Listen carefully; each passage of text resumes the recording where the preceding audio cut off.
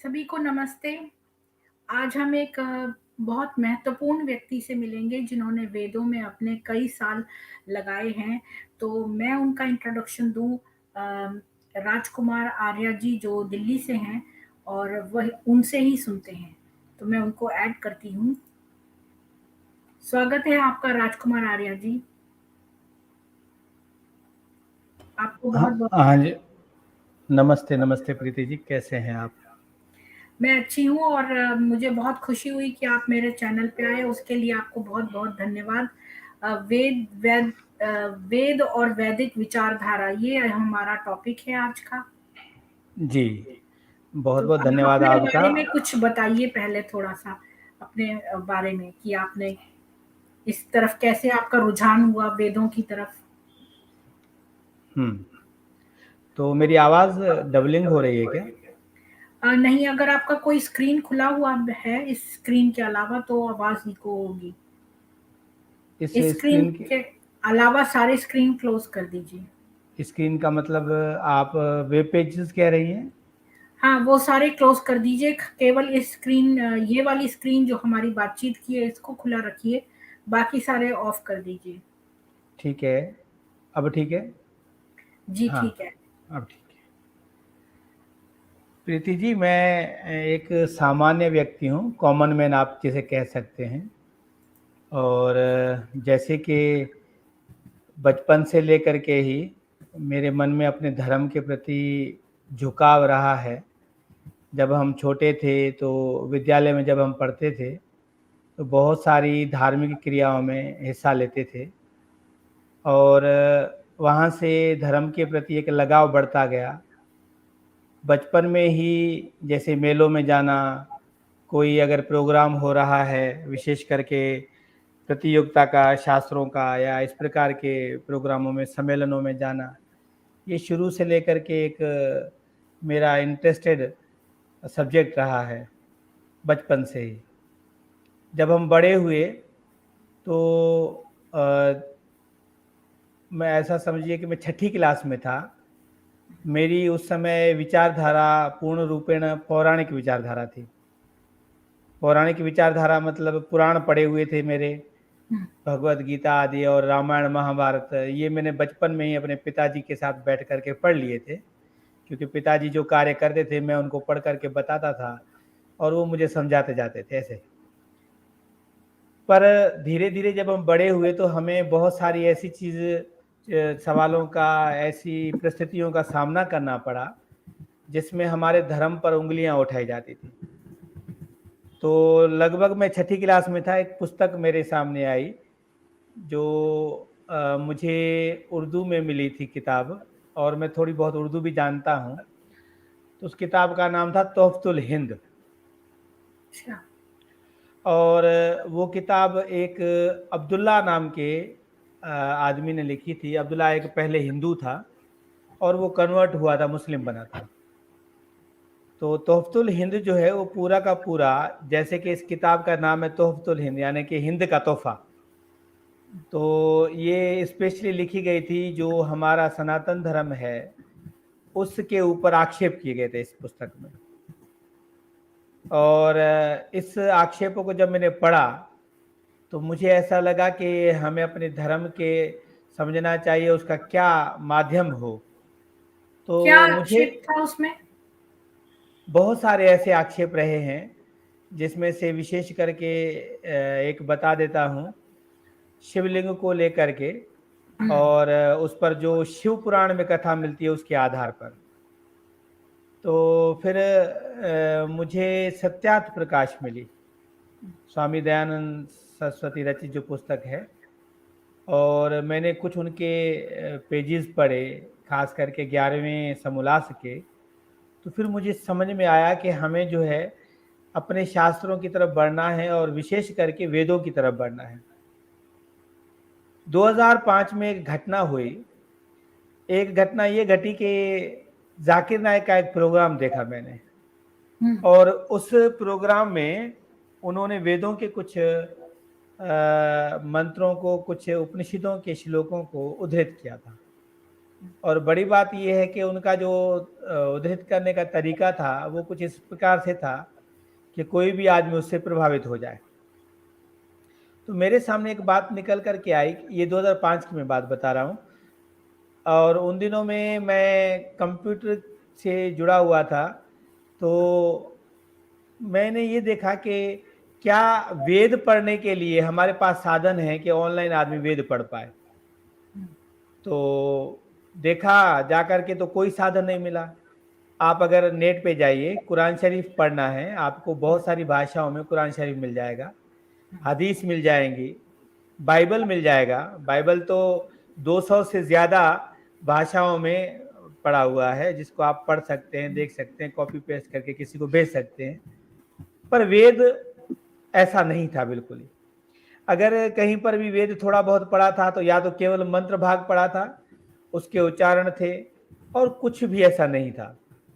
तो फिर मेरे मन में एक विचार बना कि हमें भी कोई ऐसा ऑनलाइन प्लेटफॉर्म बनाना चाहिए जिससे वेदों का प्रचार हो और प्रत्येक आदमी तक वेद आसानी से मिल पाए। फिर मैंने इसी परिप्रेक्ष्य में अपने पुरुषार्थ को लगाया। धीरे धीरे मेरे सामने कुछ कठिनाइयाँ आई, पर परमपिता परमात्मा उसके साधन भी बनाते गए, और अंततः मैं अपने इस कार्य में सफल बना। पहली पहली मैंने वेबसाइट बनाई थी वेद.com, जो दिल्ली आर्य प्रतिनिधि सभा के जो है माध्यम से चलाई जाती है इस समय भी, जिसमें चारों वेद को आप पढ़ सकते हैं। फिर उसके बाद मैंने और अपडेटेड एक वर्जन बनाया वेबसाइट का, वैदिक स्क्रिप्चर्स डॉट इन। तो उस पर कोई भी आदमी जा करके वेद में सर्च कर सकता है किसी भी वेद के मंत्र को, किसी भी भाष्य को। और इस समय लगभग चारों वेद वहाँ आपको हिंदी भाषा में मिल जाएंगे, संस्कृत में मिल जाएंगे, और दूसरी भाषाओं में भी अभी डाले जा रहे हैं। और सारा का सारा जो ये कार्य है, ये ऑथेंटिक शास्त्रों से लेकर के ऑथेंटिक ट्रांसलेशंस को लेकर के यहाँ रखा गया है। अभी ये हमारा पहला कदम है, इस पर और चीज़ें बहुत सारी बन रही हैं जिस पर मैं काम कर रहा हूँ। नहीं, ये गलत है, वैदिक स्क्रिप्चर्स डॉट इन, इसको क्लियर कर, थोड़ा सेट कर लीजिए, .in है।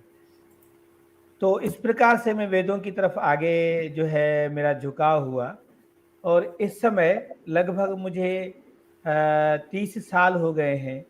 अनेकों भाष्य में पढ़ चुका हूँ वेदों के, और फिर उन भाष्यों पे क्या टिप्पणियाँ हैं जो जी। खास करके बाहर के लोगों ने, यूरोपीय कंट्रीज़ के विद्वानों ने जो भाष्य किए हैं वेदों के, उन पर क्या जो है सही है, क्या गलत है, किस प्रकार से उन्होंने वेदों के लिए हमारे मतलब एक प्रकार का साधन बनाया या उसको उल्टा अर्थ दिया, जो सामान्य रूप से हमारे पूरे समाज में वही प्रचलित है। तो ये एक बहुत मेरे अलग ढंग से इस पर एक प्रकार की रिसर्च रही है अपनी। और तो फिर ये जैसे एक मिनट मैं दर्शकों को बता दूं कि वैदिक स्क्रिप्चर्स डॉट इन पर जो है इन्होंने बहुत सारे वेद ग्रंथ जो हैं वो उपलब्ध कराए हैं आप लोगों के लिए।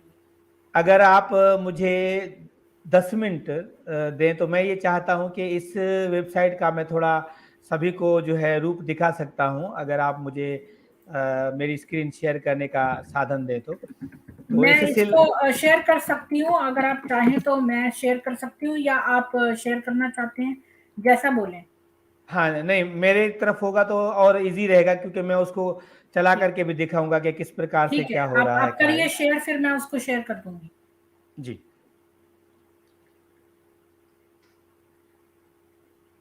मैं आपके साथ शेयर कर रहा हूँ स्क्रीन।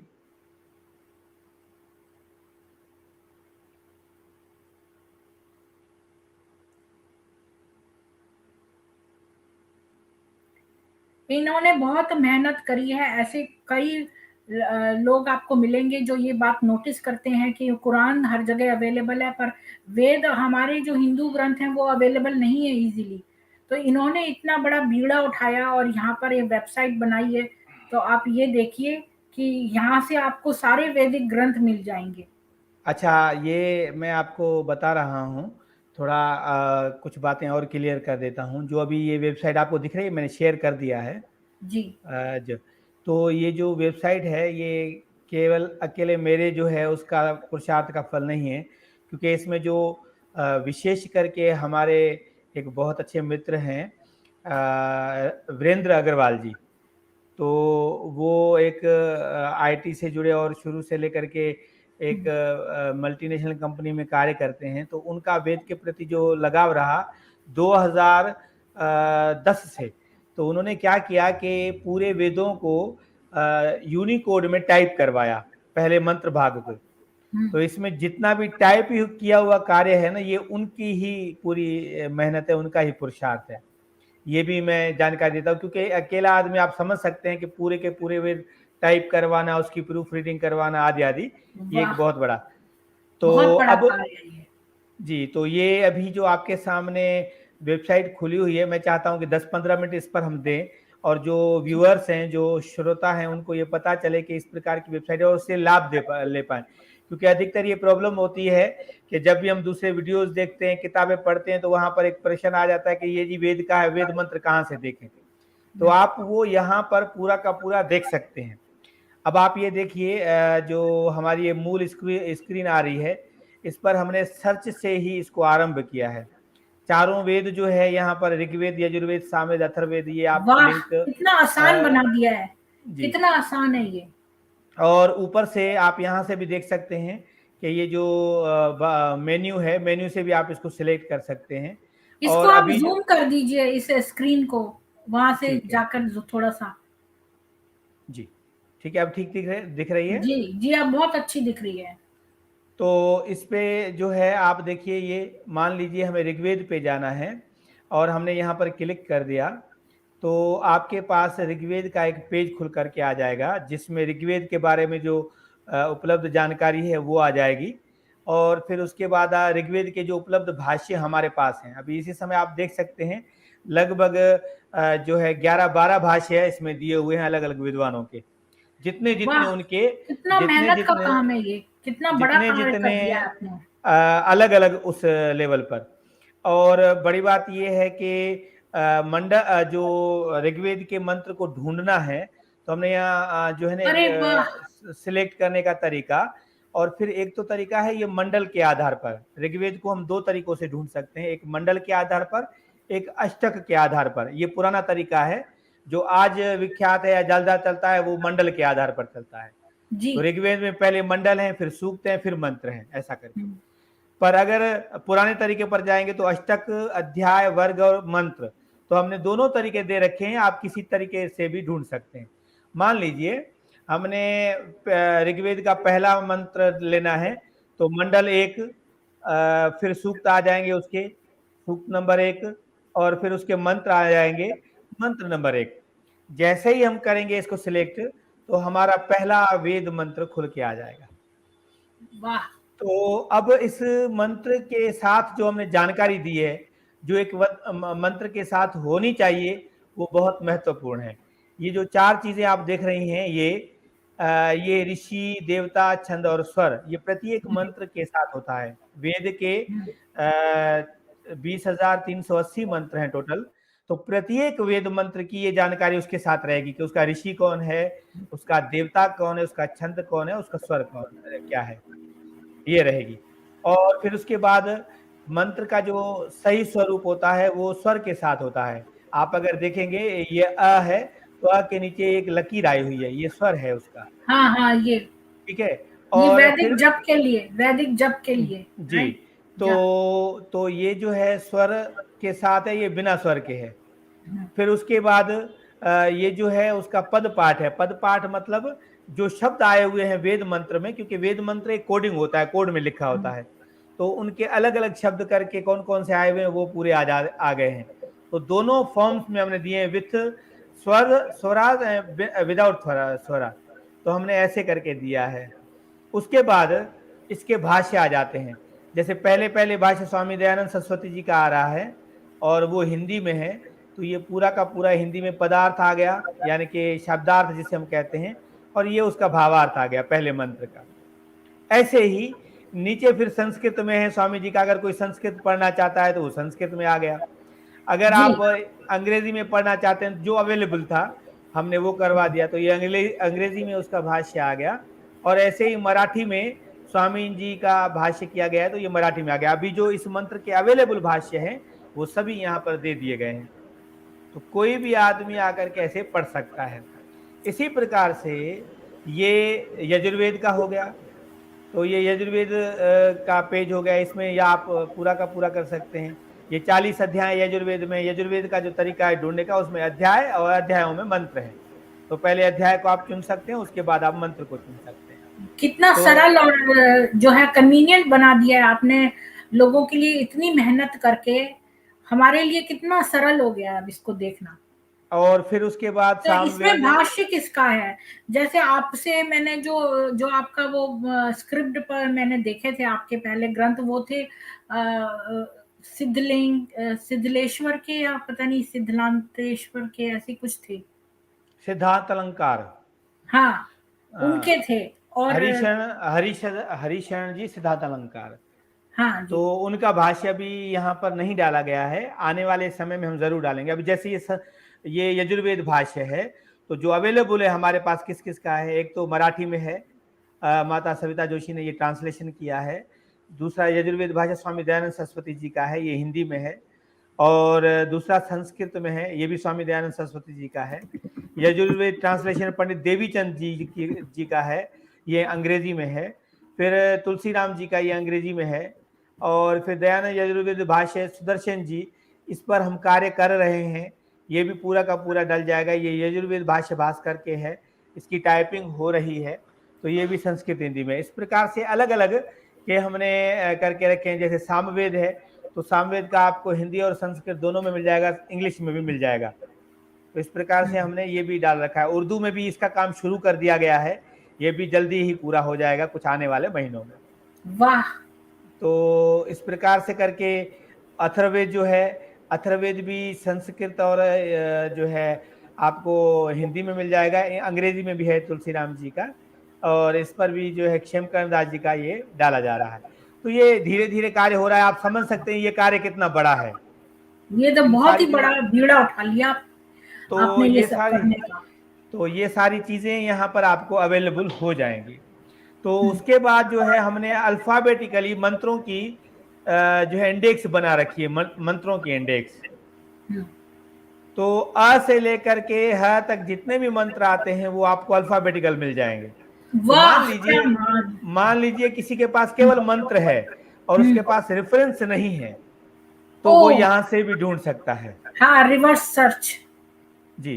तो अ पर है, जैसे आ गया, अगर आपको ई पर ढूंढना है तो ई पर क्लिक करेंगे तो आपको ई के मंत्र शुरू में आ जाएंगे। अगर ये पेज एक पेज से ज्यादा है तो फिर इसके पेजेस आ गए हैं, आप उस पेज पर जाकर के उसको देख सकती हैं, ऐसा करके। तो ये फिर तो उसके बाद जो है भाष्य कितने अवेलेबल हैं वो भी हमने पूरी एक ट्री बना करके दे दी है। कोई अगर देखना चाहता है तो ये पूरी की पूरी हमने ट्री बना करके दे दी है। और अभी तक जो 55 भाषाओं में हम इसको डालने में हम विचार कर रहे हैं, अलग अलग विद्वानों की। तो इस प्रकार से ये कार्य भी हो रहा है। मुझे अच्छा। तो दो लोगों के भाष्य बहुत पसंद है। एक तो वो श्री राम शर्मा, आचार्य श्री राम शर्मा, और एक सिद्धांत, वो जो आपने नाम पहले लिया था, जी जी। वो दो भाष्य जो आप कभी न कभी जब आपको है टाइम मिले तब आप ये डलवा देना प्लीज। बिल्कुल उस पे काम हो रहा है और जरूर डलेंगे। अच्छा, उसके बाद इसमें जो खास करके हमने सर्च इंजन रखी है वो सभी को देखनी चाहिए, क्योंकि इसमें हमने सिस्टम ऐसा रखा है कि वेद में कुछ भी ढूंढने के लिए हमें परेशानी ना हो। ये दो हमने भाग इसके रखे हैं, एक मंत्र भाग में ढूंढने के लिए और दूसरा भाष्य भाग में ढूंढने के लिए। तो जो मंत्र भाग है हम पहले उसको देख लेते हैं। मान लीजिए हमने कोई भी जो है शब्द ढूंढना है, जैसे अग्नि शब्द है, तो हमने यहाँ पर अग्नि लिखा, और फिर हमें हमारे पास यहाँ ऑप्शन आ जाते हैं कि आप चारों वेदों में देखना चाहते हैं या सभी अलग अलग किसी एक वेद में देखना चाहते हैं। और फिर मंत्र में देखना चाहते हैं या पद में देखना चाहते हैं या ऋषि देवता या स्वर या छंद में देखना चाहते हैं। तो मान लीजिए अगर हमने चारों वेद यहाँ सेलेक्ट कर दिया और खोजें पे क्लिक कर दिया, तो ये हमें अग्नि शब्द जहां जहां पर भी आया हुआ है वो हमें दिखा देगा। तो मान लीजिए अग्नि अब 621 परिणाम हाँ। परिणाम मिले हैं और अलग अलग उसमें। तो ये ऋग्वेद का पहला मंत्र है, तो उसमें ये आ गया है। ऐसा करके ये देखिए हाइलाइटेड सारी चीज़ हमें मिल जाएगी। तो विशेष करके कभी-कभी ऐसा भी होता है कि आप कोई किताब पढ़ रहे हैं, कोई शब्द सुना हो, वहाँ लिखा हुआ कि भई ये वेद का है। तो हमें ये कन्फर्म करना हो कि भई ये वेद का है अथवा नहीं है और रेफ़रेंस साथ में नहीं है, तो हम इसमें आकर के ढूँढ सकते हैं। उसके बाद अगर हम भाष्य भाग में देखें, तो भाष्य भाग में भी हम इन चीज़ों को देख सकते हैं और कौन से भाष्य में वो सारे भाष्य जो अवेलेबल हैं, हमने वो यहाँ पर दे दिए हैं। किसी एक भाष्य में देखना है, उस पर हमने सेलेक्ट किया और जैसे अग्नि शब्द को ही ढूँढना है, तो वो भाष्य से जुड़े हुए जितने भी शब्द होंगे जहाँ-जहाँ पर वो सारे ये शब्द आ गए। तो इस प्रकार से करके जितना हमने इसमें डेटाबेस डाला हुआ है वेद का, हुँ। तो वो पूरा का पूरा यहाँ पर हमें मिल जाएगा। और ये सारी चीज़ हम ये चाहते हैं कि अधिक से अधिक लोग आएँ इस वेबसाइट पे, इसको देखें, उसका लाभ लें। प्रतिदिन आप वेद मंत्र पढ़ सकते हैं। अच्छा, अब इसके साथ-साथ हमने एक और सिस्टम बना लिया है, वो ख़ास करके यूज़र के हिसाब से। मान लीजिए आप कोई भी वेद पढ़ रहे हैं, मैं आ जाता हूँ, पहले नंबर मंत्र पर ही आ जाता हूँ ऋग्वेद के, और मैं ये चाहता हूँ कि इस वेद मंत्र का मैं ये सेव करना चाहता हूँ कि भाई ये जो हुँ। वेद मंत्र है वो हाँ। सेव कर दूं अपने बुकमार्क में, कि कभी मैं दोबारा आऊं तो कोई इसको आकर के मैं देख पाऊं। तो इसका जो है मान लीजिए अग्नि स्तुति, ये एक बुकमार्क में लगा करके, तो इसके लिए हमने लॉगिन बना लिया है। हुँ। तो हम यहाँ से लॉगिन करेंगे। अगर आप रजिस्टर नहीं है तो आपको रजिस्टर करना पड़ेगा। अभी मैं रजिस्टर हूँ ऑलरेडी, तो मैं यहाँ पर चला जाता हूँ लॉगिन करने के लिए, लॉगिन हो जाऊंगा। और यहाँ पर अब किसी भी अगर मैं वेद मंत्र पर जाता हूँ और जैसे मैं पहले नंबर पर ही गया और इस मंत्र को मैं सेव करना चाहता हूँ, भाई मेरी डेटाबेस में पड़ा रहे, तो मैंने यहाँ इसके लिए देखिए जैसे ये मंत्र पर आया तो यहाँ पर बुकमार्क का ये है। हाँ, और ये शेयर भी कर सकते हैं आप। मतलब यही हमें प्रॉब्लम होती है फेसबुक क्योंकि मैं फ़ेसबुक वगैरह सब जगह कॉपी सभी जगह पेस्ट पर करने के लिए ये स्निप करना पड़ता है उसको। ये लिंक भी, और दूसरी बात मैं बताता हूँ कि आप इस पूरे को पीडीएफ में प्रिंट भी कर सकते हैं। ये प्रिंट किया आपने, ये वेद मंत्र पूरा का पूरा आ गया, ये देखिए। वाह! और कितना इसको आसान। और इसको आप पूरा का पूरा जो है ना वो कर सकते हैं, प्रिंट कर सकते हैं और इसको कहीं पर भी आप सेव कर सकते हैं अपने डॉक्यूमेंट्स में। तो हमने अब बुकमार्क किया, ये हमसे पूछ रहा है और हमने इसको मान लीजिए दे दिया अग्नि सूक्त, मैंने अपने यादगिरी के लिए इसको सेव कर दिया। तो हुँ। ये जो है सेव हो जाएगा मेरे अकाउंट में, और ये सेव हो गया और फिर मैं इसको जा करके अपने डैशबोर्ड में देख सकता हूँ। यहाँ पर ये मेरे डैशबोर्ड में आ गया और देखिए यहाँ पर ये हो गया। मान लीजिए मैं एक वेद मंत्र पढ़ रहा था, ये ऋग्वेद 1:25-8, और उस वेद मंत्र में 12 मास का हमें कॉन्सेप्ट दिया हुआ है। तो हुँ। मुझे याद ना रहे तो मैंने वो सेव कर दिया। अब हुँ। ये है और मैं इस पे क्लिक करूंगा तो डायरेक्ट मैं उस वेद मंत्र पर पहुंच जाऊंगा, क्योंकि वो मंत्र मेरे सामने खुल करके आ जाएगा और मैं इसको कभी भी पढ़ सकता हूँ। तो ये सारी चीज़ें हमने इसमें बना के रखी हैं और इस पे काम हो रहा है। आगे आने वाले समय में और इससे ज़्यादा अच्छा काम होगा। ये हमने पूरा का पूरा सिस्टम बना के रखा है। तो ये केवल वेद के एक छोटी-सी हम एक कर रहे हैं पुरुषार्थ, जो मैंने सोचा कि क्योंकि आज का विषय ये था। और बड़ी बात ये है कि जो भी काम चल रहा है, इसमें किसने क्या हेल्प की है, वो पूरी की पूरी जानकारी हम यहाँ दे रहे हैं। एक वेद मंत्र की एक्नॉलेजमेंट। आप कोई भी आदमी आकर के इसमें थोड़ी जानकारी जो जिन्होंने हेल्प की है वो पूरा का पूरा यहाँ लिखा हुआ है। मान लीजिए ये स्कैनिंग किसने किया था तो वो भी हमने लिख दिया है। अगर ये यूनिकोड में किसने करवाया था काम, वो भी हमने लिख दिया है। पूरा का पूरा एक एक मंत्र की जानकारी है इसमें। न ये केवल आपने इतना, बहुत बड़ा कार्य करा है जो हमारे लिए बहुत ही फ़ायदेमंद है। हम तो ज़रा-सा उँगली हिलाएँगे और हमारे पास मंत्र मौजूद। अभी हमें बहुत सारे ग्रंथों में खोजना पड़ता है और किताबें निकाल-निकाल के ढूँढना पड़ता है, वो सब आसान हो गया। जी। तो क्योंकि हम ये चाहते हैं कि अधिक से अधिक लोग इसको यूज़ करें, फ्री है, कोई ऐसी बात नहीं है, ना ही तो इस पर कोई एडवर्टाइज़मेंट है, नथिंग एल्स। तो हम ये चाहते हैं कि लोग ज़्यादा से ज़्यादा आकर के इसको शेयर करें दूसरों के साथ, और ख़ास करके वेद को आकर के पढ़ें, क्योंकि बहुत लोगों को ये एक परेशानी रहती है कि भाई हमारे पास वेद नहीं है, हम पढ़ नहीं सकते हैं या वो ले नहीं पाते हैं। पर यहाँ से सारी चीज़ें, और बड़ी बात ये है कि प्रतिदिन अपना नियम बना लें, एक वेद मंत्र पढ़ा और उसी को ही आपने यहाँ से शेयर कर दिया, चाहे जी, वो ट्विटर हो, चाहे वाह! फेसबुक हो, चाहे व्हाट्सएप हो, तो आप उसको आसानी के साथ शेयर कर सकते हैं। तो ये तो एक छोटी-सी जो बात थी मैंने आपके सामने रखी। तो अब हम दोबारा आ जाते हैं अपने विषय पर, हुँ, और मैं इसको अभी जो है स्क्रीन को वो कर देता हूँ, स्टॉप कर देता हूँ। जी, जी। तो ये एक कारण रहा वेदों की तरफ आने का और फिर वेदों पर कार्य करने का। तो परमात्मा की दया से स्वास्थ्य अच्छा रहा और आगे जितना बढ़ता रहा तो ये कार्य और भी बढ़ता रहेगा। और हम ये चाह रहे हैं कि ये कार्य ऐसा नहीं कि केवल राजकुमार करे या कोई और करे, बस ये हम कुछ सिस्टम ऐसा बना रहे हैं कि आने वाले जो भी लोग जुड़ेंगे वो सभी आदमी कार्य कर पाए। तो वेदों के लिए ये हमें बहुत ज़रूरी है करना है, क्योंकि हम जब भी सनातन धर्म की बात करते हैं तो हम वेदों को इग्नोर ही कर देते हैं एक हिसाब से। अधिकतर हमारे दूसरे शास्त्र रहते हैं। आप देखिए भगवत गीता का इतना प्रचार हुआ, जो हुँ, भगवत गीता का दिन-रात प्रचार कर रहे हैं, हुँ, उनमें से बहुत सारे लोग ऐसे होते हैं जो ये कह कर के भगवत गीता के आधार पर कि जी भगवत गीता ने बस ये कह दिया है कि अब वेद वगैरह कुछ नहीं है, जब सब कुछ है भगवत गीता है।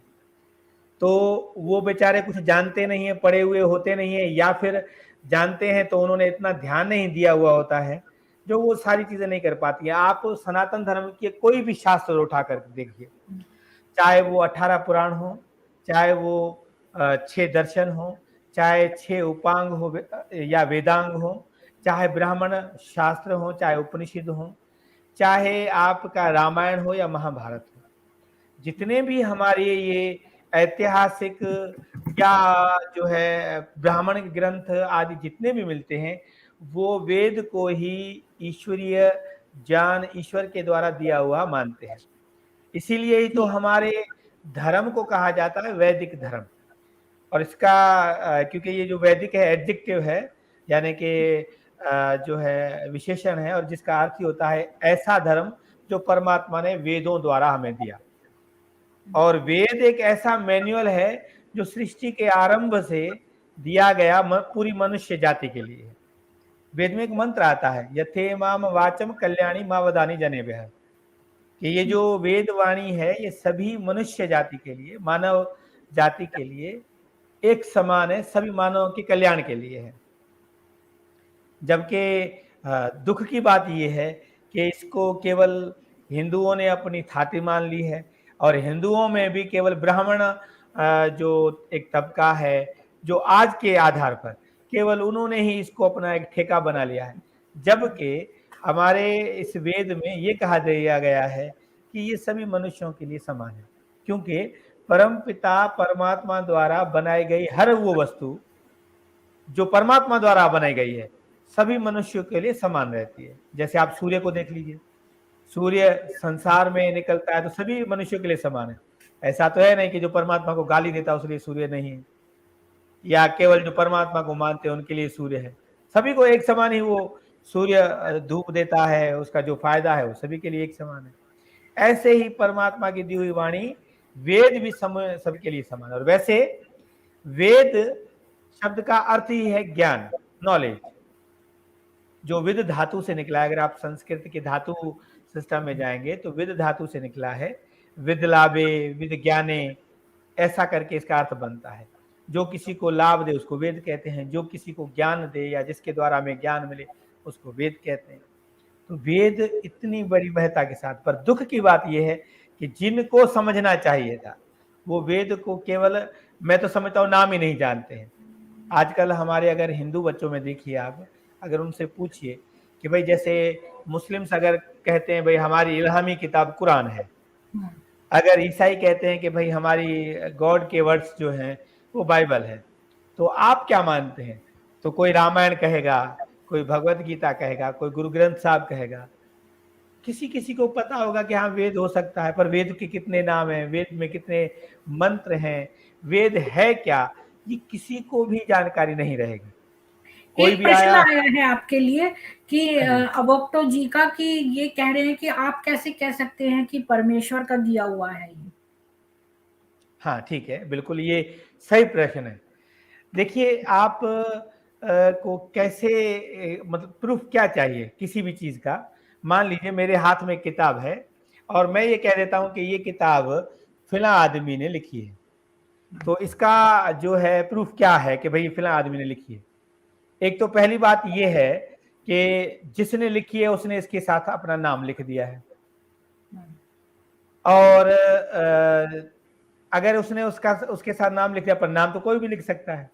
हुँ, फिर दूसरा सबूत ये है कि दूसरे लोग माने, मान लीजिए कोई किताब जब लिखता है तो वो किसी से जो है भूमिका लिखवाता है या दो शब्द जो है वो लिखवाता है, या कोई उसी के बारे में लिखते हैं, हाँ जी ये मेरे मित्र हैं, इन्होंने एक बहुत अच्छी किताब लिखी है, ऐसा करके ये जानकारी मिलती है। पर वेद के विषय में जो इस समय हमारे पास जानकारियां मिलती हैं, उसमें सबसे पहले तो ये है कि कोई जो लेखक के रूप में अगर कोई मानता है तो बहुत सारे लोग ये मानते हैं, खास करके पौराणिक विचारधारा के आधार पर, कि जो वेद है वो वेद व्यास जी द्वारा लिखे गए, ऐसा मानते हैं। पर एक सरल सी बात है, देखिए वही बात मैं कहता हूं कि जब आदमी शास्त्र नहीं पढ़ते हैं तो वो इस प्रकार की बातें करते हैं। तो अब आप अगर भगवत गीता को उठाइए और भगवत गीता के तीसरे अध्याय को खोलिए, तीसरे अध्याय के श्लोक नंबर 15 को, तो वहां 13, 14 जो 15 श्लोक नंबर आ रहा है, ये कंटिन्यूसली एक बात को बता रहे हैं। श्री कृष्ण जी ने इसको यहाँ पर जो है अर्जुन को यज्ञ की महिमा बताते हुए वहां कहा है। तो वहां पर जो 14वां और 15वां जो श्लोक है, थोड़ा वो मैं पढ़ करके आपको बता देता हूँ तीसरे अध्याय का। तो वहां आता है कि अन्नाद मैं भवति खोलूँ भूता। क्या? मैं खोलूँ हाँ, श्लोक क्या? बिल्कुल बिल्कुल, आप अगर आपके पास सुविधा है तो खोल है। सकते हैं। तो वो श्लोक आता है कि अन्नाद भवति भूतानि पर्जन्याद अन्न संभव, यज्ञाद भवति पर्जन्यो यज्ञ कर्म समुद्भव, कर्म ब्रह्मोद्भवम विद्धि ब्रह्माक्षरम समुद्भवम, तस्माद सर्वगतम ब्रह्म नित्यम यज्ञ प्रतिष्ठतम। अब ये जो मैं आपको अर्थ बता रहा हूँ, गीता प्रेस गोरखपुर की जो है भगवत गीता है, वहीं से छपी जो हुई है। तो इसका मुझे रेफरेंस फिर से बताएँगे तभी पता चलेगा। ये खोल दिए तीसरे मैंने दूसरा तीसरे अध्याय। अध्याय तीसरे अध्याय का श्लोक नंबर 14 और 15। तो ये इसमें आएगा 14 और 15, तो पेज नंबर 182। नहीं, ये गलत है, ये गलत है, ये वो नहीं आएगा। अच्छा ये कौन सी, हाँ ठीक है ठीक है ठीक ठीक है ठीक है ठीक है, इसमें अध्याय वही चल रहा है तीसरा। 182।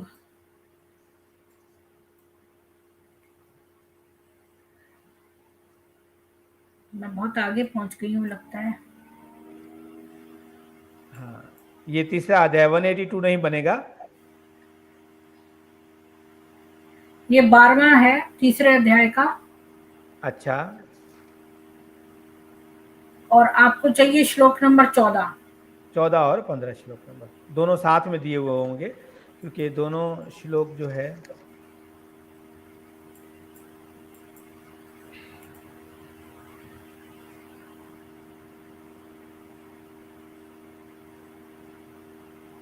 ये है 11वां।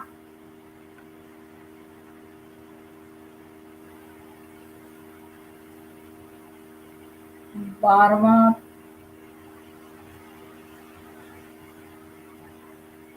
ये है 13वां। ये है 14, 15।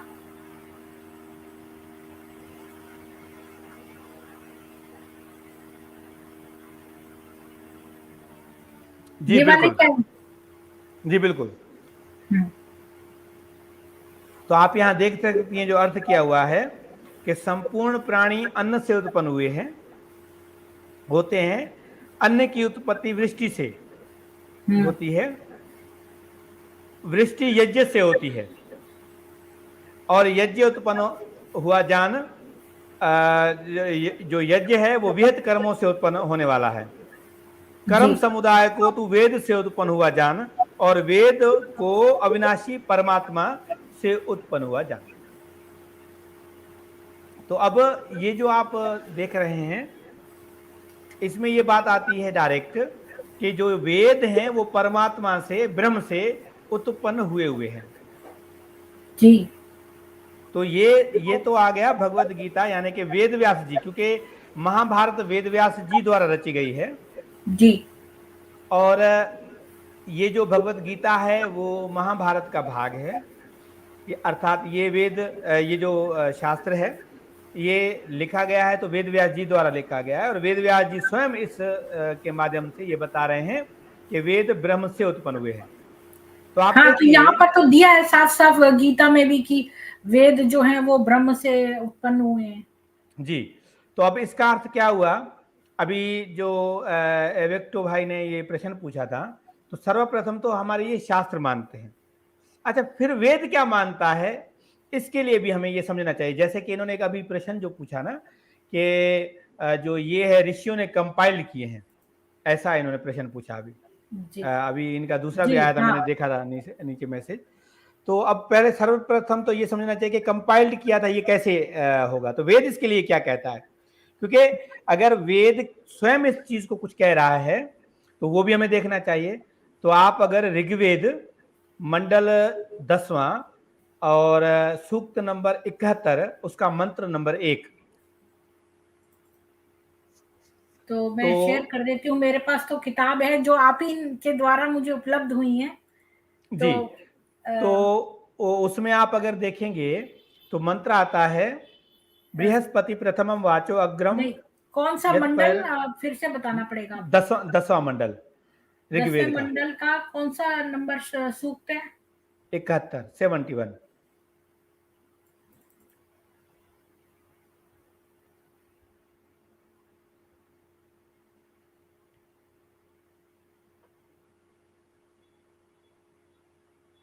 तो 71, ये 72 है। तो 71 का कौन सा श्लोक है?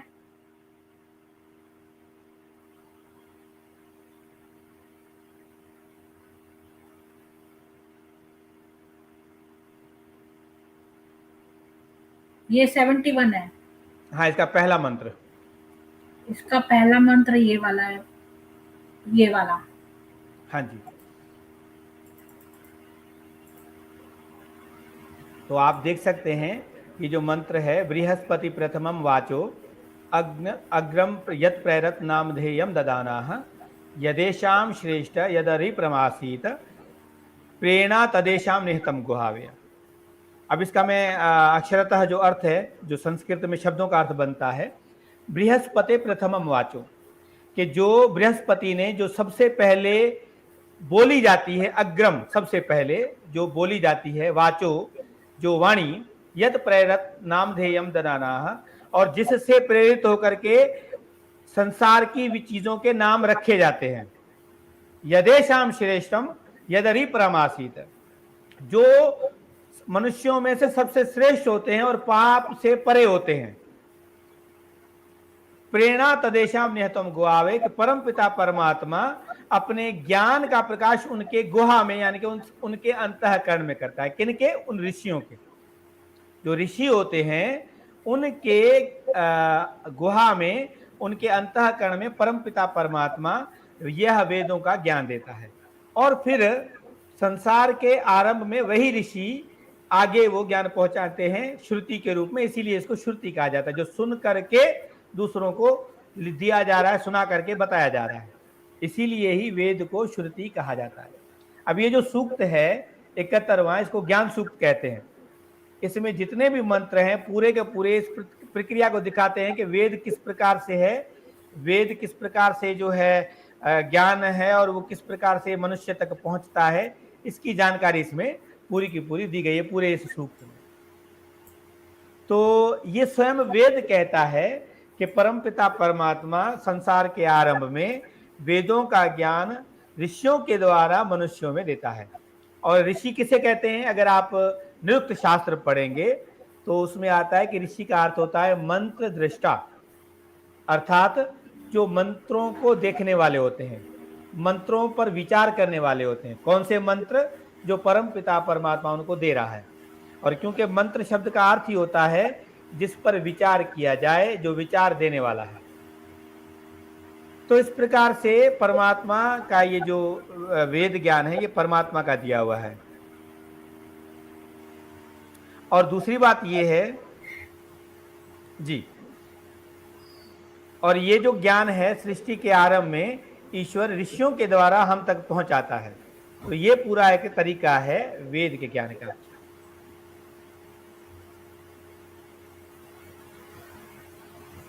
अच्छा, ये कोई प्रश्न आया है?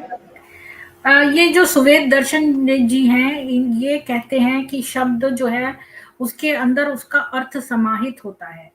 तो ये हम्म कहते हैं वेद का मतलब है जो जान लिया गया है। तो हम्म निस्संदेह ब्रह्म वो उसको कहते हैं जिसका पता नहीं है। ब्रह्म का मतलब वो इससे लगाते हैं कि इसका आभास तो है पर वह क्या है इसका पता नहीं, से प्राप्त किया जा सकता है, पर ब्रह्म का अर्थ तो ईश्वर या परमेश्वर नहीं होता। तो ये कह रहे हैं कि ब्रह्म का अर्थ परमेश्वर नहीं होता है।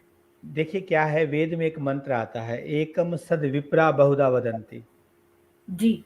कि परमात्मा तो एक है, वो शक्ति तो एक है, पर जो महापुरुष होते हैं, जो विद्वान लोग होते हैं, उनको अनेक नामों से पुकारते हैं। तो इसका जो अर्थ बनेगा वो ये बनेगा कि जो शक्ति है उसका निज नाम तो ओम है, पर गुण कर्म स्वभाव के आधार पर उसको अलग नामों से पुकारा जाता है। तो जैसे ब्रह्म है, ब्रह्म का अर्थ होता है कि जो बड़ा हो। तो फिर इसी प्रकार से ईश्वर का अर्थ होता है जो दूसरों की सहायता करता हो, या जो दूसरे उनसे सहायता लेते हो, क्योंकि ईश्वर का एक अर्थ होता है मालिक।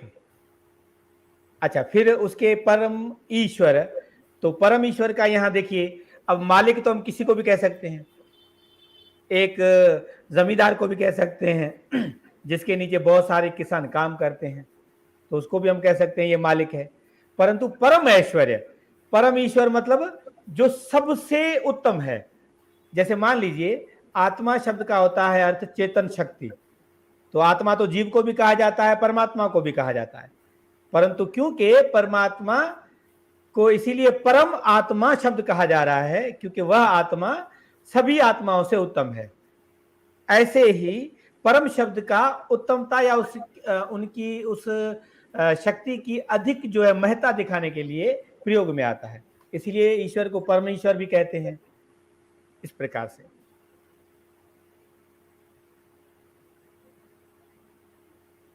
जी, ये तो वैसे ही बातचीत चल रही है, आप बोलिए फिर।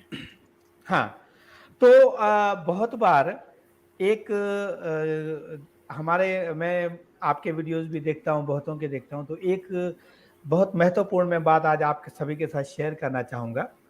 तो एक बात आती है, सभी मत ये कहते हैं, जैसे मुस्लिम कहते हैं भाई हमारा जो किताब है वो साइंटिफिक है और किसी का नहीं है। ऐसे हमारे सनातन धर्मी भी कहते हैं जी वेद जो है वो वैज्ञानिक पुस्तक है, ये साइंटिफिक है और दुनिया में ऐसी कोई पुस्तक नहीं है। इसी प्रकार से बाइबल वाले भी कहते हैं, सभी अपने अपने एक आर्ग्यूमेंट देते हैं।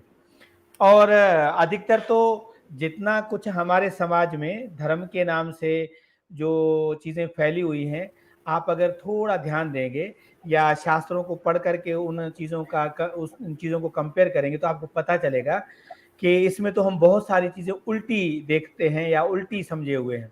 जो चीज़ें शास्त्रों में हैं उसके बिल्कुल उल्टा ही हम सब कुछ, जैसे मान लीजिए एक बहुत बड़ी कहावत है या पुरानी फिल्म है, उसमें गाना भी है, आपने सुना होगा कि जी ये जो ज़ीरो है ये भारत ने दिया है, मतलब भारत इसका बनाने वाला है, या फिर किसी का नाम भी लेते हैं कि उसने आविष्कार किया था इस ज़ीरो का, उससे पहले था ही नहीं। हालांकि अगर आप देखिए इस समय हमारे पास यज्ञ होता है प्रतिदिन, और प्रत्येक मनुष्य को यज्ञ करना चाहिए, पर कोई नहीं करता है। अधिकतर खास करके ब्राह्मण जो वर्ग है वो इसको ज्यादा करते हैं। तो वो यज्ञ करते समय एक संकल्प पाठ पढ़ते हैं, और संकल्प पाठ में ये पढ़ा जाता है कि जो मैं ये यज्ञ कर रहा हूँ किस स्थान पर, किस तिथि में, किस वार में, किस घड़ी में कर रहा हूँ। और वो जो संवत बताया जाता है वो सृष्टि संवत बताया जाता है। भाई 1,96,53,53,100 जो है 23वां ये वर्ष चल रहा है, उसका 28वीं चतुर्युगी का ये जो है कलयुग चल रहा है, कलयुग के इतने साल हो गए हैं। अगर ये शून्य नहीं होता तो ये जो इतना सारा ये बताया जा रहा है ये कैसे बताया जाता? अब वेद को अगर हम पढ़ते हैं तो वेदों में मैथमेटिक्स के बहुत सारे ऐसे फार्मूले आते हैं। यजुर्वेद के कुछ ऐसे मंत्र हैं जिसमें पूरे के पूरे पहाड़े दिए गए हैं, टेबल्स दिए गए हैं। तो वो पूरे के पूरे टेबल्स या वो कैसे बने? वेद मंत्र 20,380 मंत्र हैं, तो ये जो 20,000 ये जीरो आ रहा है ये कैसे बना? मतलब लोगों को पता ही नहीं है, और सब कह देते हैं जी ये फिना आदमी ने जो है शून्य बनाया या भारत ने दिया। जबकि वेद परमात्मा के ज्ञान द्वारा जब मनुष्य के पास आया है, ये सारी चीजें जो है पूर्ण रूप में दी हुई है। अब इसका एक छोटा सा उदाहरण मैं आपको देता हूं। किसी ने कहा जी ये जो वेद है ना ये गडरियों के गीत हैं। अब ये चीज बड़े दुख की बात है कि भारत की हिस्ट्री में पढ़ाई जाती है बच्चों को। आप क्या? डिस्कवरी ऑफ इंडिया जो बुक है जवाहरलाल नेहरू की, उसको जाकर के पढ़िए। तो वो ये उन्होंने एक मान्यता बिठा ली, और जो मान्यता उन्होंने फैलाई उस मान्यता में ये बताया गया कि सबसे पुरानी जो यहाँ पर कल्चर जो माना गया है वो मोहनजोदड़ो और हड़प्पा का है। हम्म। और जो मोहनजोदाड़ो है वहां पर जो लोग बसे हुए थे उस पर आर्यों ने आकर के अटैक किया। हम्म। और वो जो लोग थे वो जो गीत गाते थे अपनी बकरियां चराते समय, भेड़ बकरियां को हाँकते समय, तो उन गीतों को वेद जो है बना लिया गया, या ऋग्वेद नाम दे दिया गया, ये वेद है। और ये बात इतनी फैली हुई है कि इसके लिए बहुत सारे यूरोपीय कंट्रीज के विद्वानों ने भी बहुत सारी किताब लिखी था। आप वैदिक एज की एक पुस्तक देख लीजिए, वो पूरा का पूरा वेद को गलत बताने में लिखी हुई है। और उसका जो जवाब था वो एक बहुत अच्छे विद्वान रहे, उन्होंने दिया था एक पुस्तक के द्वारा। अंग्रेजी और हिंदी दोनों उसके वर्जन मिलते हैं। तो उस पुस्तक में उनका उत्तर दे दिया गया था कि ये जो आप कह रहे हैं गलत है। और बड़ी बात यह है कि आज तक हमारे बीजेपी की सरकार आने के बाद अब शायद ये चीजें हटाई जा रही हैं। ये डिस्कवरी ऑफ इंडिया जो पढ़ाई जाती है उसमें यही चीज बताई जाती है। वो ये कहते हैं कि वेदों में ऐसे मंत्र आते हैं जिसमें मांस खाने की बात है, शिकार करने की बात है। ये सारी चीजें इन्होंने बच्चों को पढ़ा रखी हैं। अब आप मुझे बताइए कि जब ये बच्चे पढ़ने जाते हैं और जब वो बड़े होंगे तो उनको क्या आएगा? हाँ। ये यहाँ लोग पर तो हमेशा से ही ऐसा करते हैं कि मुगलों को तो महान बताते हैं और वेदों को गडरिये का गीत बता के और उनके उसमें ऊट पटांग बातें ऐड कर दी हैं कि मांस वगैरह लिखा हुआ है। जी बिल्कुल। अच्छा, अब मैं आपको एक थोड़ा मैं स्क्रीन शेयर करना चाहूंगा दोबारा, अगर जी। आप हेल्प करें तो। एक जी। मिनट होल्ड कीजिएगा। मैं आपको एक मिनट होल्ड कीजिएगा। ये तो इनके जैसे अगर लोग नहीं होते तो हमें मालूम ही नहीं चलता।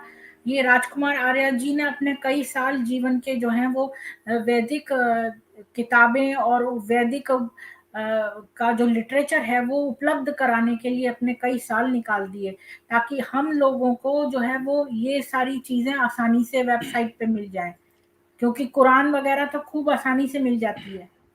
अभी देखिए, मैं यहाँ वेदों की मैथमेटिक्स और सबसे ज़्यादा सबसे बड़ी बात यह कि साइंटिफिक एक चीज़ दिखाना चाहता हूँ जो सबको समझनी चाहिए, खास करके इन चीज़ों को। हमारे जो वेद हैं, मैंने जैसे कि पहले बताया 20,380 मंत्र हैं, और बीस हजार प्रत्येक तीन सौ अस्सी मंत्र हैं पूरे वेदों में, चारों चारों वेदों वेद में मिला के। चारों वेदों में, ऋग्वेद में 10,552 मंत्र हैं, यजुर्वेद में 1976 मंत्र हैं, सामवेद में 1875 मंत्र हैं, और अथर्ववेद में 5,773 मंत्र हैं, ऐसा करके। टोटल तो चार वेदों में कितने मंत्र हैं? 20,380 मंत्र।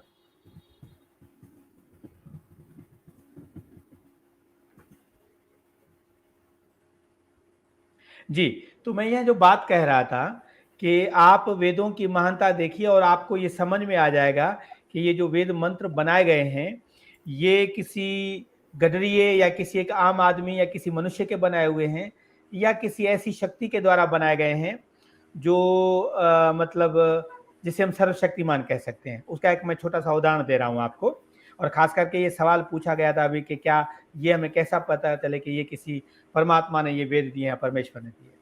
जी, ये तो मैं अवक्तव जी का प्रश्न था कि परमात्मा जी, से है जी, जी, कैसे? जी, जी, जी, जी। तो अभी एक वेद मंत्र मैंने आप खोला है ऋग्वेद का पहला मंत्र और इसमें आप देखेंगे 2 चीज़ें हैं, एक है छंद और छंद जो है ये। तो छंद जो है हर एक मंत्र के साथ आपको मिलेगा कि मान लीजिए पहला मंत्र तो इसका छंद क्या है और यहाँ आप देख पा रहे हैं कि इसका जो छंद आ रहा है वो है गायत्री। हुँ, तो ये जी, गायत्री छंद है, ये क्या है? तो अभी देखिए गायत्री जो छंद लिखा हुआ है, तो मैं इसको थोड़ा आपको दिखाना चाहता हूँ नोटपैड पे। तो ये जो छंद है, इसकी एक माप है, इसका एक लिखने का तरीका है। अच्छा, जी। तरीका क्या है कि इसमें जो 16 अक्षर है ना, 16 अक्षर। नहीं, नहीं, बता रहा हूँ मैं आपको। जो इसमें स्वर आएँगे स्वर, सॉरी 24। हाँ, तो इसमें जो स्वर आएँगे, वो इसमें 24 होंगे, ठीक है? जी, तो ये किस रूप में होगा? पहले 8 प्लस फिर 8 और प्लस फिर 8 यानी जी, कि ये 24 हुए। अब देखिए, यहाँ इसको पढ़िएगा। ये स्वर मतलब ये एक स्वर हो गया जी, और यहाँ शब्द आगे आया है अग्नि, ठीक है? तो ग हलंत है इसलिए वो स्वर नहीं कहलाएगा, न को एक ही मात्रा है तो ये दूसरा स्वर हो गया, ठीक है? जी, तो ये तीसरा, ये चौथा, ये पांचवा, ये छठा, ये सातवां और ये आठवां त तक, ठीक है? हुँ, ये 8 हो गए।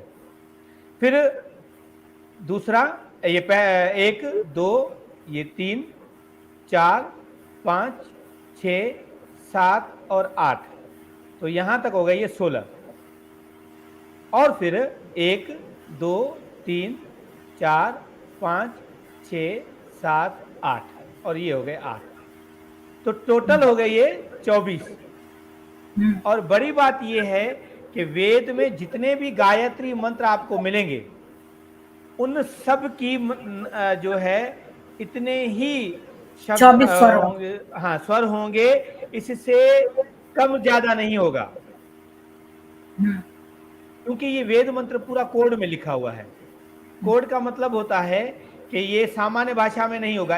अग्नि मीडे पुरोहितम यज्ञस्य देवम ऋतुजम, आवश्यक नहीं है कि ये जो सीक्वेंस है शब्दों का ये एक बराबर रखा गया है।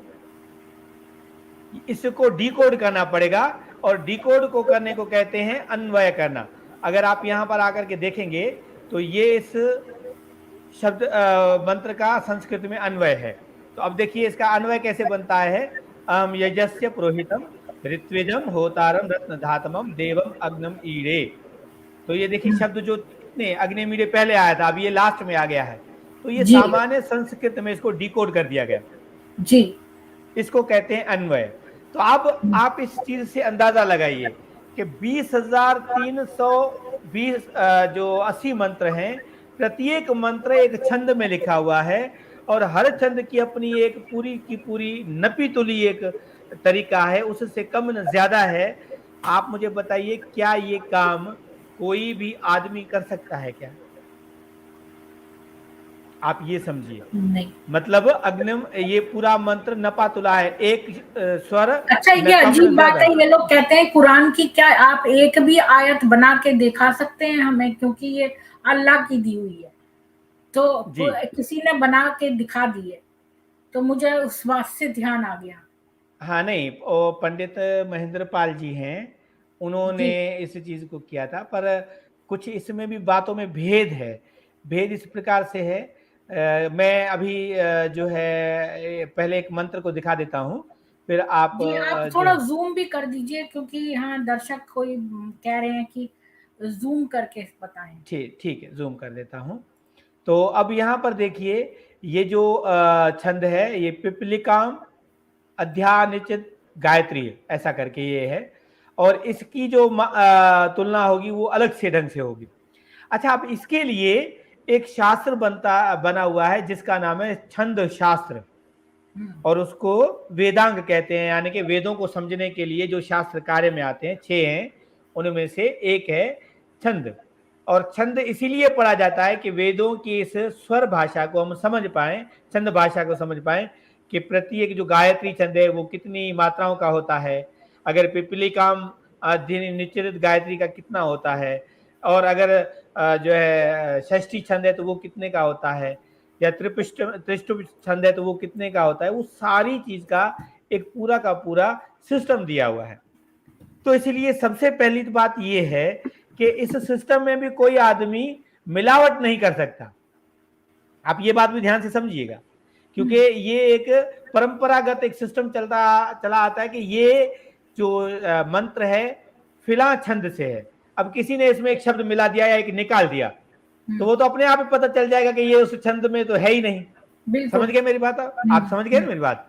जी। तो ये एक पूरी की पूरी, मतलब आप इसको कह सकते हैं कि कोडिंग में लिखी हुई भाषा जो किसी शक्ति के द्वारा हमें दी जा रही है, और उसको कोई भी इसमें मिलावट नहीं कर सकता। इसीलिए ऋषियों को कहा गया दृष्टा, कि वो इन चीजों को देखते हैं, इन चीजों को समझते हैं, इसीलिए उनको कहते हैं मंत्र दृष्टा सऋषि है, कि जो मंत्र के दृष्टि दर्शन करने वाले हैं, मंत्र को देखने वाले, समझने वाले, वो ऋषि कहलाते हैं। तो इतनी बड़ी महत्ता हमारे वेदों की आती है, जो मतलब हमें जानकारी इतनी नहीं है, और जानकारी न होने का कारण ये है क्योंकि हम इन चीजों से परे हैं। और ये ये कोई बड़ी आपने बात। बहुत ही महत्वपूर्ण बात बताई है, क्योंकि कई लोग कहते हैं कि देखो आजकल हमारी सारी जो स्क्रिप्चर्स है उनमें मिलावट आ गई है, मनुस्मृति में मिलावट है, हर चीज में क्षेपक आ गए हैं। तो इसमें आपने ये बताया है कि वेदों में मिलावट पॉसिबल नहीं है, क्योंकि इनमें एक कोडिंग करी हुई है, और थोड़ी सी भी मिलावट करने से वो पता चल जाएगा कि उसमें कितने अक्षर हैं। जैसे गायत्री मंत्र में 24 अक्षर हैं, तो वो उसी तरह से हर एक गायत्री छंद जो है वो 24 अक्षरों का होगा।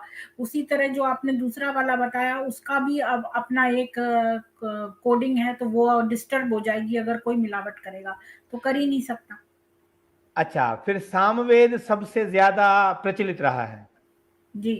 तो मैं यहाँ दोबारा जो है स्क्रीन शेयर कर रहा हूँ, और जी। सामवेद का एक मंत्र आपको दिखा रहा हूँ, मतलब पहला मंत्र, क्योंकि वहाँ एक चीज अभी जो खुली, तो आप यहाँ देखेंगे कि इसके ऊपर एक अक्षर अंक आ रहे हैं, डिजिट आ रही है प्रत्येक मंत्र के शब्द पर। देख रहे हैं आप? ये अ, दो, दो, तीन, एक। अच्छा, शेयर हुई हुई है स्क्रीन? जी, शेयर तो मैंने कर दिया। फिर से बताइए कि कौन से ये वाले जो अंक लिखे, एक दो एक दो, ये? हाँ बिल्कुल, ये जो ऊपर आ रहा है ना, एक, दो, तीन, एक, दो, तीन, एक, दो। ये क्या स्वर काउंट हो रहे हैं? नहीं, ये स्वर काउंट नहीं है। ये सामवेद में कोई मिलावट न कर पाए इसकी एक कोडिंग है। अच्छा। और बड़ी बात यह है कि ये कोडिंग एक बहुत बड़े ही समझदारी के साथ की गई है। अगर इसमें से कोई भी आदमी शब्द को आगे पीछे कर देना, मान लीजिए ये सस्सी शब्द है, इसको उठा करके यहाँ रख दे और ये वीते को यहाँ रख दे, तो जी। भी इसमें पता चल जाएगा कि इसमें गड़बड़ी की गई है। अच्छा, और वो कैसे? इसके लिए भी एक बहुत बड़ी विद्या है जिसको पहले सीखना पड़ता है, उसके आधार पर ये हो जाएगा। इसका एक फार्मूला है, फार्मूला अभी न तो मैं आपको समझा पा सकता हूं और नहीं आप समझ सकते हैं, क्योंकि उसके लिए कुछ चीजें और बेसिक की जानकारी होना बहुत आवश्यक है। तो ये एक फार्मूला है, और फार्मूले के तहत ये, अभी इसके लिए भी हम इसको इजी करने के लिए हमारे एक बहुत अच्छे विद्वान मित्र हैं, इसको एक सिस्टम बना रहे हैं। अगर वो सफल बन गए इस फार्मूले को एक नॉर्मल भाषा में समझाने के लिए, तो जल्द ही फिर ये चीज पब्लिकली हम करेंगे, जिसके आधार पर हम इस चीज को समझ सकते हैं। और बड़ी बात यह है कि 1875 मंत्र हैं सामवेद के, तो किसी भी एक मंत्र को आगे पीछे करके या किया तो वो फार्मूला पूरा का पूरा टूट जाएगा। ये चीज इतनी की हुई है। अच्छा, ये मैं तो तो कुछ भी कहती नहीं हूँ है। इस रहस्य को मत मत बताइए, क्योंकि इस रहस्य को बताने से जो मिलावटी लोग हैं वो उस फॉर्मूला से जो है कोई ना कोई चीज बना लेंगे। नहीं उनको फॉर्मूला दिया ही क्यों जाए, ये उपलब्ध नहीं कराना चाहिए। उपनिषद भी मैं जो पढ़ती हूँ उसमें लिखा है जो अशिष्य है उसको ना दें ये ज्ञान। नहीं। अच्छा, ये दीक्षित ये कौन है, पोटेटो रनर? ये तो बोल रहे इन्होंने, हैं कि इसलिए वेदों को पढ़ने का अधिकार सिर्फ वैदिक ब्राह्मण को ही है, बाकी किसी को नहीं। अच्छा, इनसे पूछिए कि ऐसा कहाँ लिखा हुआ है। हाँ जी, पोटैटो रनर जी आपसे प्रश्न किया है वापस कि ऐसा कहाँ लिखा है जो आप कह रहे हैं कि ये जो है खाली पढ़ने का अधिकार वैदिक ब्राह्मण को ही है। शायद अब इन्होंने देखिए, मनुस्मृति का कुछ पढ़ा होगा। हाँ, कोई बात नहीं। देखिए क्या है वो सारी, मैं दोबारा स्क्रीन को शेयर कर रहा हूँ प्रीति जी जी। मेरे पास अभी वेद का एक मंत्र खुला हुआ है, यजुर्वेद के 26वें अध्याय का मंत्र नंबर 2। ये आप अपने पास सेव कर लीजिए प्रीति जी, बहुत मजेदार है। और एक जो मिनट अभी में नोट कर लेती हूँ, 1 मिनट में नोट कर लेती हूँ। जी, यजुर्वेद का कौन सा है? 26वें अध्याय का मंत्र नंबर 2, 26-2। अच्छा। सॉरी। अब देखिए, ये वेद मंत्र है, मैं पढ़ करके इसका अर्थ भी बता देता हूं। लिखा हुआ है, यथे माम वाचम कल्याणी मावदानी जनेभ्यः। ये पहले, ये थोड़ी देर पहले मैंने पढ़ा था, याद होगा आपको। अब इसका जी अर्थ है कि ये वाणी जनेभ्य, पूरी मनुष्य जाति के लिए कल्याण करने वाली है, जी कल्याणी। ठीक है। अब किस किस के लिए, ये देखिए, ब्रह्म राजन्याभ्याम शूद्राय चार्याय चिस्वाय च अर्णाय च। अब इतने को पकड़िए। ब्रह्म कहते हैं ब्राह्मण को, राजन्य कहते हैं वैश्य को, राजन्याभ्याम मतलब ये दोनों के लिए। और राजन्याभ्याम यहाँ जो है ना, क्या कहते हैं, द्विवचन है, तो यहाँ वैश्य भी इसमें आ गया, राजन्याभ्याम। यानी कि ब्राह्मण, वैश्य और क्षत्रिय, ये तीनों आ गए। शूद्राय, शूद्र के लिए। च आर्याय, आर्यों के लिए। च स्वाय। अब स्वाय का मतलब होता है जो हमारे घर में काम करते हैं, सफाई का, ये वो, यानी कि हम ऐसे कह सकते हैं कि जो नौकर हैं। च अर्णाय। और बड़ी बात यह है, ये कह दिया गया कि जंगल में रहने वालों के लिए भी। मतलब ये वेदवाणी जो सबके कल्याण के लिए, मनुष्य जाति के लिए, उसके अधिकारी कौन कौन है? कि ब्राह्मण हो गया, क्षत्रिय हो गया, वैश्य हो गया, शूद्र हो गया, आर्य हो गया, नौकर हो गए, और यहां तक कि जंगली भी हो गए। वाह, प्रियो तो ये तो आपने देवानाम आंसर कर दक्षिणाय। दिया इनके प्रश्न का बिल्कुल, फौरन। बिल्कुल। दातुरे ही भूया समय में काम समृद्धिया माधो नमुता। अब अगर आप स्वामी दयानंद सरस्वती जी का ये जो है ना भावार्थ पढ़ेंगे, बहुत जबरदस्त है। यहाँ लिखा हुआ है कि परमात्मा सब मनुष्यों के प्रति इस उपदेश को करता है, ये चारों वेद रूप कल्याणकारिणी वाणी सब मनुष्यों के हित के लिए मैंने उपदेश की। कौन कह रहा है? परमात्मा कह रहा है। इसमें किसी को अनधिकार नहीं है, मतलब किसी का भी राइट्स नहीं है, ऐसा बिल्कुल नहीं है। जैसे पक्षपात में को छोड़ के सब मनुष्यों में वर्तमान प्यारा हुआ हूं, वैसे आप भी हो। अब यहाँ परमात्मा इस वेद मंत्र में कह रहा है कि जैसे मेरी ये वाणी सभी के लिए कल्याणकारी है, सभी के लिए समान है, और मैं किसी से पक्षपात नहीं करता हूं, हे मनुष्यों तुम भी किसी के साथ पक्षपात मत करो। अब आप मुझे बताइए, जो वेद स्वयं कह रहा है कि ये वाणी सभी के लिए है, तो दूसरे के कहने की क्या अर्थ लिया जाएगा? ये तो बहुत ही बढ़िया मंत्र है, तो मैंने नोट कर लिया, ये तो बहुत जगह काम आएगा मेरे। बिल्कुल। तो जो मैं वही तो कह रहा था कि हमारे लिए सबसे बड़ी प्रॉब्लम ये है कि या तो हम दूसरी जगहों से सुनते हैं, या हमने कोई किताबें पढ़ रखी हैं, कभी वेद को पढ़ा ही नहीं है, हमने उठाया ही नहीं है। और वेद को न उठाने, हम कब उठाते हैं? आजकल जब कोई हमें संदर्भ बताता है, जो कोई अगर वेद का नाम लेता है, तब जाकर के हाँ जी ये वेद मंत्र उठाओ, देखो क्या लिखा है इसमें। और फिर उस वेद मंत्र को पढ़ते हैं, हमें समझ में कुछ नहीं आता। क्योंकि देखिए क्या होता है, हर चीज की अपनी एक टर्मिनोलॉजी होती है। कितने आदमी हैं जो केमिस्ट्री के शब्दों की टर्मिनोलॉजी को सही ढंग से समझ पाता है? कितने आदमी हैं जो मैथमेटिक्स की टर्मिनोलॉजी को समझ पाता है? अब आप मुझे बताइए, जो वेद केमिस्ट्री भी समझा रहा हो, जो वेद एस्ट्रोनॉलॉजी भी समझा रहा हो, जो वेद मैथमेटिक्स भी समझा रहा हो, बायोलॉजी भी समझा रहा हो, माइक्रोबायोलॉजी की भी बात जिसमें आ रही हो, तो सामान्य आदमी जल्दी से उसको कैसे समझ पाएगा? बिल्कुल सही बोला आपने। समझने की बात है ना। हम्म। नॉर्मल एक मैथमेटिक्स है, उसको आदमी केवल वही समझ सकता है जो पहली कक्षा से लेकर के सारी कक्षाओं की, जब वो मैथमेटिक्स पढ़ता है तब उसे पता चलता है कि ये जो शब्द आया हुआ है इसका टर्मिनोलॉजी का अर्थ क्या है, ये क्या है क्या नहीं। तो ये सारी चीजें समझनी चाहिए हमें। बिना समझे हुए हम क्या रहते हैं, और दूसरों से सुन करके। तो मैं ये सभी से निवेदन करूंगा कि जब भी कोई आप बात पढ़ें या सुने, तो पहले उसे वेद से ही आप जो है कंपेयर करें कि वेद में है या नहीं है। अब देखिए महाराज मनु, जो मनुस्मृति के अधिकर्ता थे, उन्होंने क्या कहा था, वेदो ही अखिलो धर्म मूलम। वो कह रहे हैं कि पूरे धर्म का जो मूल है ना, वो वेद ही है।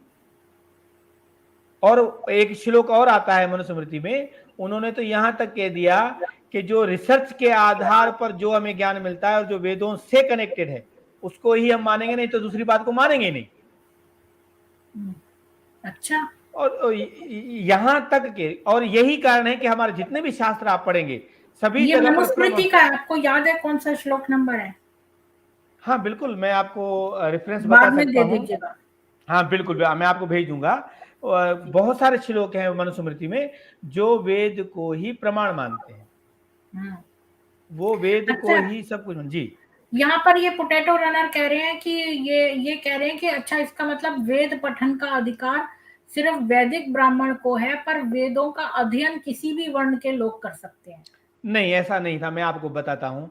ये बहुत बड़ी एक कंफ्यूजन है जिसको थोड़ा समझना चाहिए।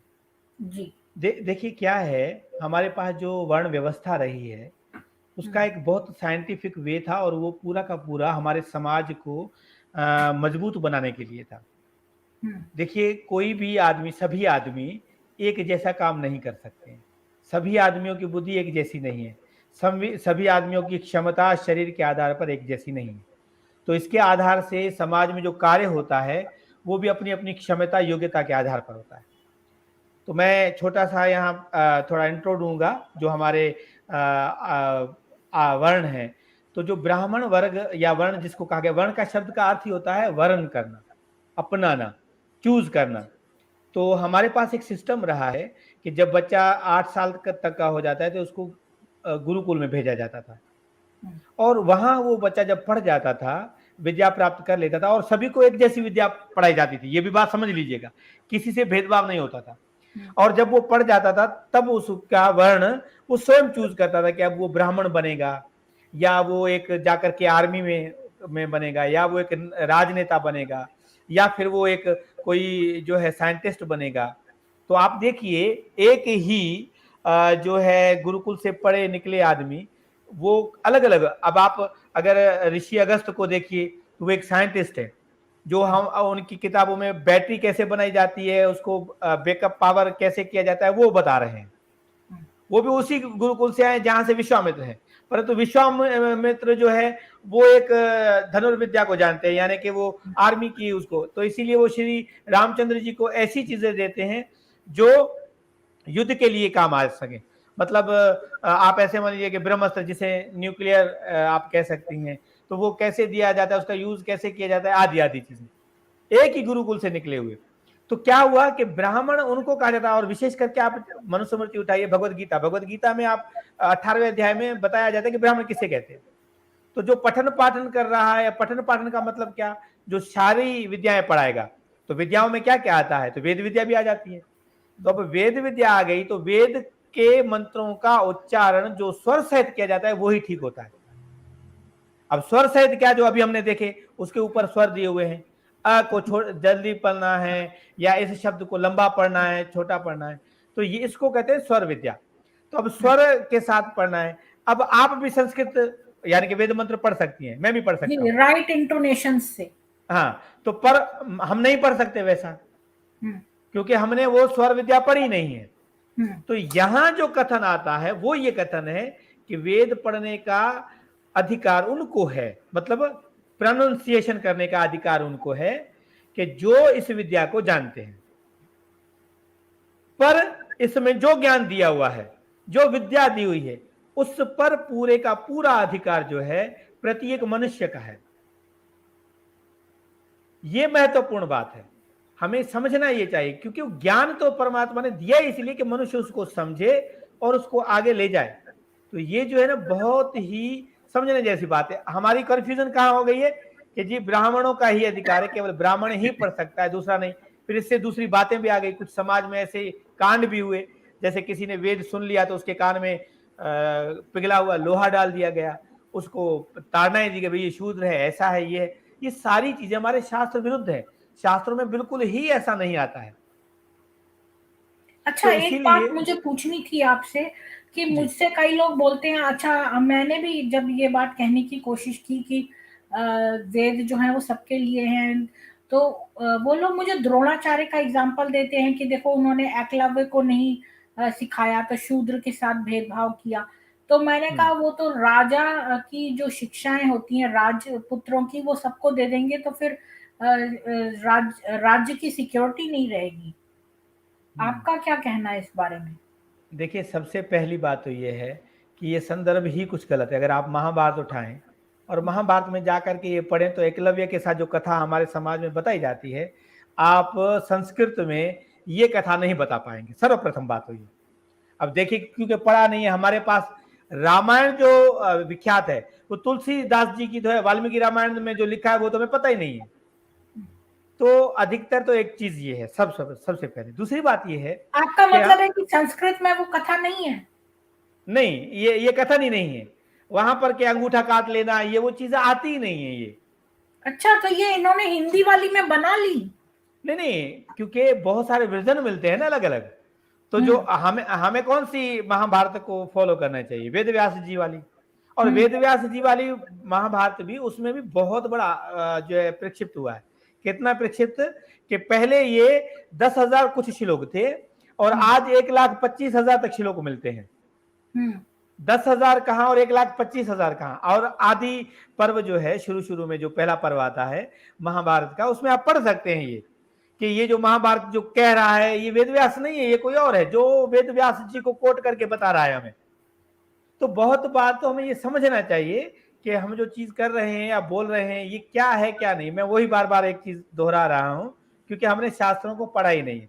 तो हम दोबारा बात पर आ जाते हैं। अच्छा, फिर दूसरी बात, ये केवल बात को काटने के लिए या अपना पक्ष सही साबित करने के लिए ये बता दिया जाता है कि जी वो राजाओं को केवल देंगे, दूसरों को तो नहीं देंगे। ऐसा बिल्कुल ही नहीं है। अगर आप देखें तो ये जो, पहले ये समझिए कि जो महाभारत काल रहा है, विशेष करके कौरवों और पांडवों का जो समय रहा है, उस समय हमारी जो धार्मिक विचारधारा थी वो बिल्कुल ही नष्ट हो गई थी, एक प्रकार से अगर देखा जाए तो। महर्षि दयानंद सरस्वती जी ने बहुत ही गहराई के साथ एक बात कही है, क्योंकि ये नष्ट हुई तभी आपस में झगड़ा हुआ, और हम्म। इतना बड़ा झगड़ा हुआ कि लाखों नहीं करोड़ों आदमी मारे गए, केवल एक परिवार के झगड़े के लिए। अगर देखा जाए तो एक परिवार का ही जो झगड़ा था ना। और झगड़ा किस बात पर था? वो कह रहा था कि राजा मैं बनूंगा और वो कह रहा था राजा मैं बनूंगा। अब चाहे उसको हम धार्मिक एक विचारधारा देखें, वो अधर्म पर था, वो धर्म पर था, ऐसा करके हम बहुत बातें करते हैं। पर आपको विचार ये करना चाहिए कि इतना बवाल हो गया तो इसका कारण क्या था? क्योंकि वो धर्म पर नहीं चल रहे थे। अच्छा, धर्म पर नहीं चल रहे थे तो जो दुर्योधन था उसका पक्ष कौन ले रहा था? द्रोणाचार्य। अगर द्रोणाचार्य धार्मिक होते, सर्वप्रथम समझा जाए, हम उस कथा के आधार पर ही केवल एक आंकलन कर रहे हैं, ध्यान से समझिएगा, जो कथा हमारे समाज में चलती है। अगर द्रोणाचार्य धार्मिक होते तो क्या वो साथ देते दुर्योधन का? जवाब आता नहीं। तो इसका मतलब ये वो अधर्म पर ही चल रहे थे। अगर अधर्म पर चल रहे थे तो वो ये बात कहते क्या कि भाई मैं किसी को नहीं सिखाऊंगा? समझने की जैसी बात है। तो इसका मतलब क्या हुआ कि उनकी बात को हम प्रमाणिक मान ही नहीं सकते। अब यहां बात आती है श्री कृष्ण जी की। श्री कृष्ण जी का एक आप श्लोक पढ़ सकते हैं, भगवत गीता का एक श्लोक है, यद यद आचरते श्रेष्ठ तद एव तरो जनः। अब श्री कृष्ण जी अर्जुन को कह रहे हैं, कर्म करने की यहाँ प्रेरणा दे रहे हैं और कह रहे हैं कि हे अर्जुन, इस संसार में कोई भी अब कर्म ऐसा नहीं है जिसको मैं करूं और मुझे कोई चीज प्राप्त करनी है, पर फिर भी मैं कर्म करता हूं। क्यों? क्योंकि जो श्रेष्ठ पुरुष होते हैं, जो उसका आचरण करते हैं, वो सामान्य आदमी भी उसका ही पालन करते हैं। अगर मैं क्योंकि लोग मुझे देखते हैं, अगर मैं कर्म नहीं करूंगा तो लोग भी कर्म नहीं करेंगे, और फिर क्या होगा ये समाज टूट जाएगा और मैं उसका दोषी कहलाऊंगा। तो जो श्रेष्ठ पुरुष होते हैं ना, उसका ही हमें आचरण करना चाहिए। और हमें ये देखना चाहिए, जो द्रोणाचार्य, अगर अब द्रोणाचार्य की बात आती है, जैसे आपने कहा कि वो राजपुत्रों को ही देगा, तो जो अश्वत्थामा था वो कौन था? राजपुत्र था क्या? नहीं। नहीं नहीं, ये तो मैंने एग्जाम आंसर दिया था, हाँ, क्योंकि नहीं नहीं, किसी ने मुझसे पूछा था कि वो शूद्र को नहीं देंगे। अब यहाँ पर ये लिख रहे हैं कि एकलव्य शूद्र नहीं था, वो एक राजा के सेनापति का बेटा था। जी बिल्कुल, ये महाभारत बताती है, ये महाभारत बताती है, अच्छा। महाभारत बताती है कि वो एक किसी प्रदेश का जो है ना, मतलब आर्मी को चलाने वाला था, और उसके द्वारा ये सारी चीज की गई। और फिर उन्होंने ये कहा कि मैंने ये सब कुछ आपको अपना आइडियल बना करके सीखा है, मतलब मैंने आपको फॉलो किया है, ऐसा कह करके। और बड़ी बात यह है कि उसने कुत्ते को तीर मारे थे, तो जो महाभारत में आता है कि उस कुत्ते को कोई घाव भी नहीं लगा और उसका मुंह भी बंद हो गया। तो ये अपने आप में एक बहुत बड़ी मतलब बात थी। तो हमें पहले शास्त्रों का अनुसरण करना चाहिए, हमें शास्त्रों को देखना चाहिए कि क्या ये चीजें लिखी हुई है या नहीं लिखी हुई है, हमें समझना चाहिए, उसके आधार पर ही फिर करना चाहिए। ये कहते हैं वो तो कि सारे लोग जो है शूद्र पैदा होते हैं, पर जो लोग पढ़ लिख के स्पेशल नॉलेज ले लेते हैं वो पंडित बन जाते हैं, या जी क्षत्रिय बिल्कुल, या वैश्य। नहीं बिल्कुल, देखिए हम उस चीज को छोड़ देते हैं अभी। अब अभी हम ये छोड़ देते हैं कि ये वर्ण व्यवस्था की बात है। आज आप अगर सामान्य हमारे समाज की बात भी देखिए, तो ये एक चीज क्लियर है कि आप स्कूल में जाइए, बच्चे को डालिए, आप देखते हैं 40, एक क्लास में लगभग 20 से 40 तक लड़के होते हैं, बच्चे होते हैं। अब उन बच्चों में से सभी क्या टॉप पर आ जाते हैं, सभी पास हो जाते हैं? नहीं, उनमें से कुछ बच्चे ऐसे भी होते हैं जो बेचारे लड़ लड़ करके उनको मतलब प्रमोट किया जाता है। अब आप मुझे बताइए कि जो बच्चा मैट्रिक या 10वीं या 12वीं या जो है बैचलर डिग्री लेकर के खड़ा हो गया है और उसके पास कोई नॉलेज नहीं है, आगे चल करके वो क्या कर पाएगा?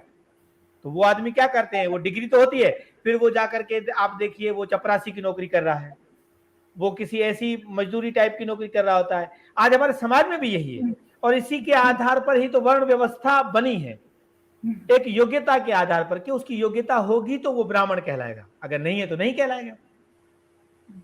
अगर उसकी योग्यता, आप देखिए महाभारत जब लोग पढ़ते हैं उनको ध्यान देना चाहिए। आपको पता है कि ये जो महाभारत शब्द है ये भरत शब्द से आया है, और इससे भरतवर्ष भी कहते थे हमारे इस पूरे खंड को। और भरतवर्ष क्यों कहते थे? फिर इसको भरत से भारत कर दिया गया। भारत, भरत का ध्यान दीजिएगा थोड़ा, मैं यहाँ समझाना चाहता हूँ। हमारे पास आपने बहुत सारे शब्द सुने होंगे, वसुदेव, वासुदेव, चणक, चाणक्य, जनक, जानकी। तो हमारे ये संस्कृत में एक सिस्टम रहा है कि मान लीजिए वसुदेव है तो उसके पुत्र को वासुदेव कहा जाएगा। मतलब इसका अर्थ होता है जो उससे बना है, जो उससे निकला है। तो भरत से निकला भारत, क्योंकि भरत ने ही इस देश को एक प्रकार से एक रूप दिया, तो इसलिए उसको कहते हैं भारतवर्ष। भरत कौन था? भरत वो राजा था जो एक गरीब था, ये इसी हस्तिनापुर का राजा था, और इन कौरव पांडवों से पहले, शांतनु से पहले उसने राज्य किया था। और क्योंकि उससे पहले जो राजा था यहाँ पर, उसके संतान जो थी वो ऐसे योग्य नहीं थी, तो वो परेशान हो गया कि ये तो धार्मिक भी नहीं है और योग्य भी नहीं है, तो मैं राजा किसको बनाऊंगा? तो फिर इन्होंने कहा कि योग्यता का आप चयन कीजिए, जितने भी मनुष्य हैं उनको बुलाइए यहाँ पर, जो आपके जान पहचान के हैं, उनमें से जिनकी योग्यता हो वो। फिर एक गांव का आदमी जो योग्य बना उसको राजा बनाया गया था, राजा भरत। तो हमारे पास योग्यता क्या? अभी देखिए ना, जो कथा बताने वाले हैं शूद्र की बात तो बता देते हैं, दूसरी दूसरी चीजें जो माइनस पॉइंट वाली हैं वो बता देते हैं। इन चीजों का किसी को पता तक नहीं है और ये बताते नहीं है। अच्छा, श्री कृष्ण जी को हम भगवान मानते हैं, श्री कृष्ण जी पता है अगर उस रूप से देखा जाए तो वो तो ग्वाले थे, उनके पिताजी अगर देखा जाए तो। फिर तो ये तो बाद में पता चलता है कि वो वसुदेव के पुत्र हैं और वसुदेव जो है एक राजा था या ऐसे कुछ करके, तो उनका हम उसी रूप में देखते हैं। रामायण में देखिए श्री रामचंद्र जी के जीवन में दो ऐसी घटनाएं घटती हैं। एक तो श्री रामचंद्र जी अपने मित्र जो हैं, जिसका नाम निषाद राज होता है, वो उनका मित्र है और वो उनके गुरुकुल से पढ़ा हुआ मित्र है, पर वो भीलों का राजा बताया जा रहा है। अब भील कौन है? भील एक ऐसी कम्युनिटी है जो जंगलों में रहती थी। तो इस चीज को हमें समझना चाहिए। फिर आगे जाकर के हम देखते हैं कि श्री रामचंद्र जी अगर वन में जा रहे हैं तो किष्किंधा कांड से पहले आप अगर देखें तो वहां उनकी भेंट होती है माता शिबरी से, और माता शिबरी को एक भिलनी बताया जा रहा है, जबकि आज के आधार पर भिलनी भील जो है वो दलित कम्युनिटी में और शूद्र माने जाते हैं, और श्री रामचंद्र जी उनके झूठे पैर खा रहे हैं, मतलब जो उसमें दिखाया जा रहा है। हालांकि ऐसा रामायण में नहीं है, मतलब वाल्मीकि रामायण में आपको ऐसा नहीं मिलेगा, पर यह बात अगर देखी जाए तो यहां पर तो श्री रामचंद्र जिसको हम भगवान मान रहे हैं, अब उनको हम फॉलो नहीं करते हैं। जो लोग कह देते हैं हम उनको फॉलो करते हैं, जी ऐसा है जी, शूद्रों से तो यहाँ नफरत दिखाई जा रही है, यहाँ तो दलितों से ये किया जा रहा है।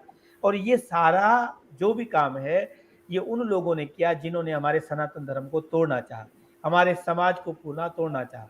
खास करके जब ये अंबेडकर साहब के बारे आप उनकी किताबें तो पढ़िए, हिंदू धर्म सनातन धर्म के इतनी अगेंस्ट लिखी हुई हैं, आप देख करके दंग रह जाएंगे।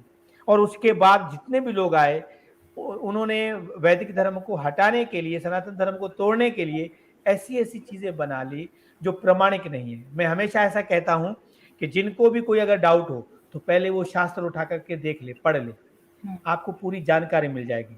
वैसे तो हमारा सनातन धर्म में बहुत सारे ऐसे इश्यूज हैं जो आज के दिनों में डिस्कस होने चाहिए, उन पर सही ढंग से समझना चाहिए कि हमारा शास्त्र क्या कहता है। मनुष्य जो हमारे जो मानव मानते, समाज मानते हैं, वो एक अलग विषय है, क्योंकि जो हमारा समाज मानता है वो तो बात गलत है। अब देखिए सनातन धर्म में हिंसा करना पाप है, और संस्कृत में तो ये बहुत बड़ी एक कहावत है कि अहिंसा परमो धर्म, अहिंसा को परम धर्म माना गया है।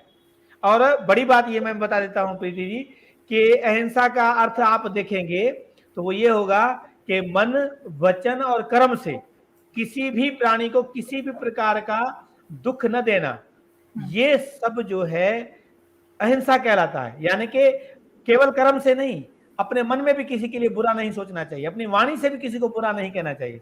क्या उस धर्म में किसी का गला काट करके बलि देने की बात कही गई होगी? क्या मांस का यज्ञ में जो है डाल करके आहुति देने की बात कही गई होगी? आप ये समझिए, लोग विचार। काली काली देवी काली का मजाक उड़ा के और उनको दिखाते हैं कि ये ऐसे ऐसे बलि देते हैं लोग, इन पे इंसानों की बलि देते हैं, जबकि ये गलत है। नहीं देखिए उन्होंने क्या है, असुरों को देखिए क्या समाप्त है, किया। नहीं देखिए क्या है, इसमें भी बहुत सारी बातें हैं जिनको हमें पहले तो रियलिटी से चेक करना है कि क्या ये रियलिटीज थी या नहीं थी, या ऐसा तो नहीं कि ये सारी चीजें काल्पनिक बना दी गई। एक बात, दूसरी बात ये है कि क्या इन चीजों का जो चीज बताई जा रही है इनका एविडेंस हमारे पास मिलता क्या है। मैं आपको बताऊं कि देखिए एक बहुत बड़ी कहावत है कि जो वेदव्यास जी ने वो पुराण लिखे। अब अगर आप भविष्य पुराण उठाइए, भविष्य पुराण में ये लिखा हुआ है, विक्टोरिया के बारे में लिखा हुआ है, मोहम्मद के बारे में लिखा हुआ है, अंग्रेजी भाषा के कुछ श्लोक आते हैं। आप मुझे बताइए कि क्या ये वेदव्यास जी ने बैठ करके द्वापर में लिखे हैं? पर जब लोग ये चीज कहते हैं उन्होंने कभी पढ़ा ही नहीं है, बस उन्होंने कहा कि हाँ जी वेदव्यास जी ने लिखे। नहीं, वेद व्यास जी ने नहीं लिखे। नहीं अच्छा, मगर यहाँ पर एक क्वेश्चन आया है, दीक्षित प्रोडक्शंस जी कह रही हैं कि सॉरी पर मैंने कथा सुनी थी, शकुंतला के पुत्र थे भरत, उनका नाम भरत था, क्या मैं गलत हूँ? नहीं, इसके बारे में भी आप देखिए, शकुंतला का जो किस्सा था वो बहुत एक तो पहले का है, और आजकल के हिसाब से एक जो इन्होंने लिखा है, क्या नाम है, कालिदास ने भी शकुंतलम करके एक आता है उनका काव्य रचना शासन। की है जी। हाँ हाँ जी। तो आप अगर देखें तो ये जो भरत है ये अलग है जिसके बारे में मैं बात कर रहा हूँ। और अगर उनकी माता पिता का नाम कोई इस प्रकार से है तो मैं थोड़ा डाउट में हूँ, पर ये वो नहीं है। शकुंतला एक जो रानी थी उनके पुत्र की ये बात नहीं चल रही है। नहीं, ये भरत, ये तो इन्होंने साइड क्वेश्चन पूछे हैं। आप तो वेद और वैदिक विचार धारा, ये टॉपिक है हमारा आज का, तो जो जी आपके प्रश्न है वो इसी से संबंधित पूछिए, इधर उधर से नहीं जी।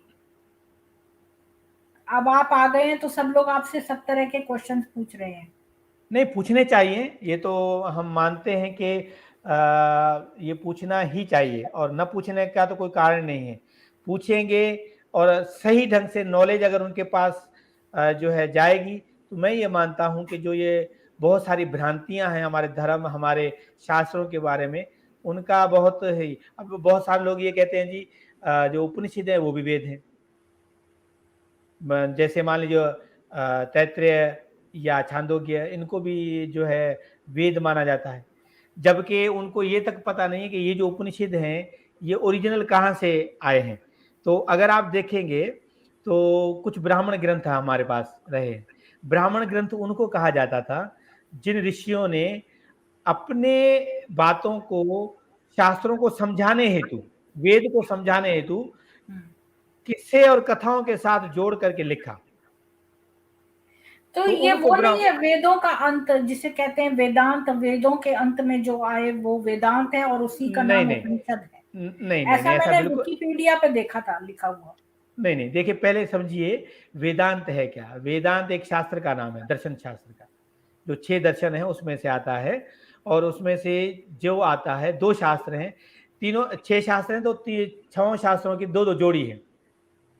योग, सांख्य, वैशेषिक न्याय और उत्तर मीमांसा, पूर्व मीमांसा। हुँ। पूर्व मीमांसा और उत्तर मीमांसा, क्षमा चाहता हूं, पहले पूर्व मीमांसा आएगा फिर उत्तर मीमांसा आएगा। तो अब जो उत्तर मीमांसा है इसका नाम है, हालांकि इसका नाम है मीमांसा। मीमांसा का अर्थ होता है कि जिस शास्त्र में किसी चीजों पर विवेचन किया जाए, वह प्रूव की जाए, डिबेट की जाए, तो उसको कहते हैं मीमांसा। मनन किया जाए। तो 2 शास्त्र हुए, जिसका एक का नाम है पूर्व मीमांसा, दूसरे का नाम है जो है उत्तर मीमांसा। तो पूर्व जो मीमांसा है वो अलग है, और जो उत्तर मीमांसा है उसको कहा जाता है वेदांत। अच्छा, आपको सबसे बड़ी बात बताता हूं, जिस शख्सियत की अभी हम बात कर रहे थे, वेद व्यास है, उनका जो ओरिजिनल नाम था वो था ऋषि बादरायण। तो ऋषि बादरायण ने वो शास्त्र लिखा था वेदांत, मतलब जिनको मीमांसा कहते हैं, यानी कि उत्तर मीमांसा। और उसको वेदांत क्यों कहा जाता है? क्योंकि इसमें जो उपनिषद हैं, 11 उपनिषद वैदिक उपनिषद माने जाते हैं, उन उपनिषदों में जो वेदों की बातें आई हैं जो सामान्य आदमी को समझ ना आए, इस दर्शन शास्त्र में उसको सुलझाने की कोशिश की गई है। ठीक। क्योंकि ये वेद से जुड़ा हुआ शास्त्र है, इसीलिए इसको वेदांत कहा गया है। और अंत इसलिए इसको जोड़ा जाता है क्योंकि जो 6 दर्शन शास्त्र बताए, ये पढ़ाने की परंपरा में लास्ट में पढ़ाया जाता है सभी शास्त्रों से। तो इसीलिए कहा जाता है कि वेदांत, यानी कि अंत में पढ़ाने के लिए वेदों के साथ जो शास्त्र पढ़ाया जाता है, इसीलिए एक उसका एडजेक्टिव यानी कि विशेषण रख दिया गया जी, वेदांत। जी। तो प्रीति जी, हमारा समय मेरे ख्याल से 1.5 घंटा हो गया है। जी, लोग तो आपसे पूछते जा रहे हैं, लोग आपसे बहुत प्रभावित हैं, मुझे कह रहे हैं आपको दोबारा भी बुलाएँ, आपसे बहुत सारी आपने जो गणना बताई वो श्लोक वाली, वो तो बहुत ही बढ़िया आपने चीज़ बताई, उसी से इनको ध्वस्त किया जा सकता है क्योंकि हमारे पास ये बार-बार बहुत सारे इस्लामिस्ट मुसलमान जो हैं वो कई-कई जगह पे हमारा विरोध करते हैं और इस तरह से लिखते हैं, तो हमारे पास जवाब नहीं होते। तो वो आपको आपका बहुत उत्तर सबको बहुत पसंद आया। और वो कह रहे हैं कि आप लोग बहुत ज्ञानी हैं। देखिए तो बहुत सबसे सारा कुछ लिख रहे हैं, तो टाइम तो बहुत हो गया है लेकिन हमें लगता है सुनते ही चले जाएँ आपको। तो आप हमें दोबारा भी दर्शन दीजिएगा और हमें और जो है अपनी ज्ञान की बातें बताइएगा जैसे आज आपने किया। प्रीति जी, मैं चाहता हूँ कि सुविधा के साथ जैसे भी कोई समय मिलता है ना, तो हम ज़रूर आपस में डिस्कस करके फिक्स कर देंगे समय, कोई बात नहीं जी, है। हमारा भी यही, क्योंकि मेरे जीवन का एक ये अपना सब्जेक्ट रहा है शुरू से लेकर के, कि अगर जहाँ पर भी मुझे मौका मिलता है, अवसर मिलता है, तो मैं इसको अपने धर्म प्रचार के लिए प्रयोग कर पाऊँ। तो जी। ये तो मेरे लिए बहुत ही जो है सौभाग्य की बात है कि मेरे माध्यम से कुछ लोगों को सीखने को मिल रहा है। पर एक बहुत मैं यहाँ कुछ, मुझे तो बहुत कुछ जानकारी मिला। जानकारी मैं एक और आप सभी के साथ शेयर करना चाहता हूँ। मैं क्षमा के साथ कहना चाहता हूँ कि मैं कोई विद्वान या कोई नहीं हूँ। मैं एक स्टूडेंट हूँ, आप मुझे वेदों का विद्यार्थी कह सकते हैं, और मेरी ये शुरू से लेकर के एक अपनी इंटरेस्ट रही है वेदों को या शास्त्रों को पढ़ने की, और ये परमपिता परमात्मा की एक अनुकंपा रही है कि मेरे साथ ऐसे साधन जुड़े कि जहाँ से मैं सीखता गया या सीखने का मुझे अच्छा अवसर मिला। हालांकि जिस वातावरण में मैंने जन्म लिया वहाँ पर तो कोई ऐसा साधन नहीं था, पर फिर भी एक परमात्मा की ये अनुकंपा मैं कहूँगा कि मेरे मन में ये लगन बनी रही और मैं उससे जुड़ता गया। और मैं आपको एक दूसरी बात भी कह देता हूँ कि आपके प्रश्न हमारे लिए सीखने का माध्यम भी बनते हैं, क्योंकि मान लीजिए कोई भी आदमी जब प्रश्न पूछता है तो हमारी शक्ति जो है ये जागृत होकर के जो हमारे ज्ञान हम में होता है उसको एक प्रकार से दोबारा आवृत्ति करती है, रिवीजन करती है, और इससे हमारी वो स्मृति में और ज्यादा अच्छे ढंग से हम योग्य बन जाते हैं उन चीजों को। तो आप ऐसे मत समझिए, आप भी एक साधन है हमारे कुछ सीखने का। और आज अगर कुछ चीजें आप नहीं पूछेंगे तो हो सकता है कि आने वाले समय में हम अच्छी तैयारी करें, हम अच्छी चीजें करें। तो हमारा यही है विचार के आप यहाँ तो जुड़ते रहें। प्रश्न खत्म ही नहीं हो रहे हैं और तरह तरह के प्रश्न पूछे जा रहे हैं, और बुद्ध और नवबौद्ध और इन सब के बारे में भी लोग बहुत इंटरेस्टेड रहते हैं। तो हाँ, वो अलग अलग चीजें मिल रही हैं तो उसके आधार पर प्रश्न भी अलग अलग रहते हैं जी। तो मैं आपका बहुत बहुत धन्यवाद करूंगी, आज आपने मेरे को जो ज्ञान दिया, मुझे काफी कुछ पता चला मात्राओं के बारे में, और वो सब जैसे आपने काउंटिंग बताया, और लोग उसमें मिलावट नहीं कर सकते। इससे हम क्लियरली कह सकते हैं कि वेदों में मिलावट नहीं है, बल्कि पुराणों और दूसरे ग्रंथों का डाउटफुल है कि उसमें मिलावट की गई है, पर वेदों में मिलावट नहीं हो सकती है क्योंकि वो फट से पकड़े जाएंगे। जी बिल्कुल। तो आपका बहुत धन्यवाद, और मैं आपको धन्यवाद। फिर से बुलाऊंगी, क्योंकि हमें हमें आपकी ज़रूरत रहेगी आगे भी बताने के लिए। आप वेदों में बहुत आपको महारत है और आप बड़े जल्दी श्लोक बताते रहते हैं, तो आप जो है, मैं क्या बताऊँ, आपने आज आके जो है हमें बहुत हमारी ऑडियंस को बहुत एनलाइटन किया है। नहीं, आपका बहुत मैं धन्यवाद। नहीं, आपका बहुत बहुत धन्यवाद, और आपने मुझे योग्य समझा। पर मेरी एक सभी से निवेदन है, जो भी मित्र सुन रहे हैं और आपसे भी, कि जिस वेबसाइट को मैंने आपको दिखाया इसको बहुत सारे लोगों तक पहुंचे, जैसे लोगों तक वेद पहुंच पाए और समझ पाए वेद के लिए, क्योंकि ये बहुत आवश्यक है। किसी को भी ये जब पढ़ेंगे बहुत सारे प्रश्न उठेंगे, ऐसा नहीं है कुछ मंत्र पढ़ेंगे समझ में नहीं आएगा, प्रश्न के मन में उठेंगे, वो पूछ सकते हैं।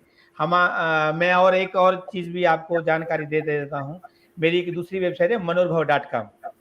तो मनोरभव.com से हम पूरा का पूरा जो है ब्लॉग वगैरह ये वो सारी चीज रखते हैं। वहाँ हम प्रश्न भी रख रहे हैं, मैंने अभी भी उसको सेट किया है पूरा, और वहाँ पर सब प्रश्नोत्तर भी रहेंगे। कोई भी प्रश्न पूछेगा उसका शास्त्र के आधार पर प्रमाणिक अर्थ दिया जाएगा। ब्लॉग भी रहेंगे, उसमें लेख रहेंगे, पुस्तकों से मैं अलग अलग लेकर के वो उसको इकट्ठा कर रहा हूँ, तो ये भी एक आपके पास साधन रहेंगे। दूसरी बात ये है कि उसमें हम प्रतिदिन एक वेद मंत्र जो सरल हो, समझने योग्य हो, और उसका अच्छा सा जो है टाइटल बना करके वो भी मैं शेयर करता हूँ वहाँ पर, तो आप उससे भी जुड़िए। ये एक बहुत अच्छा साधन है, पढ़ने के लिए आपको बहुत कुछ मिल जाएगा। तो मेरा सभी से आपको ये निवेदन भी है, और आप सभी का धन्यवाद जो आपने मेरे बारे में ऐसा कुछ कहा। फिर मिलते रहेंगे। नमस्ते जी। नमस्ते।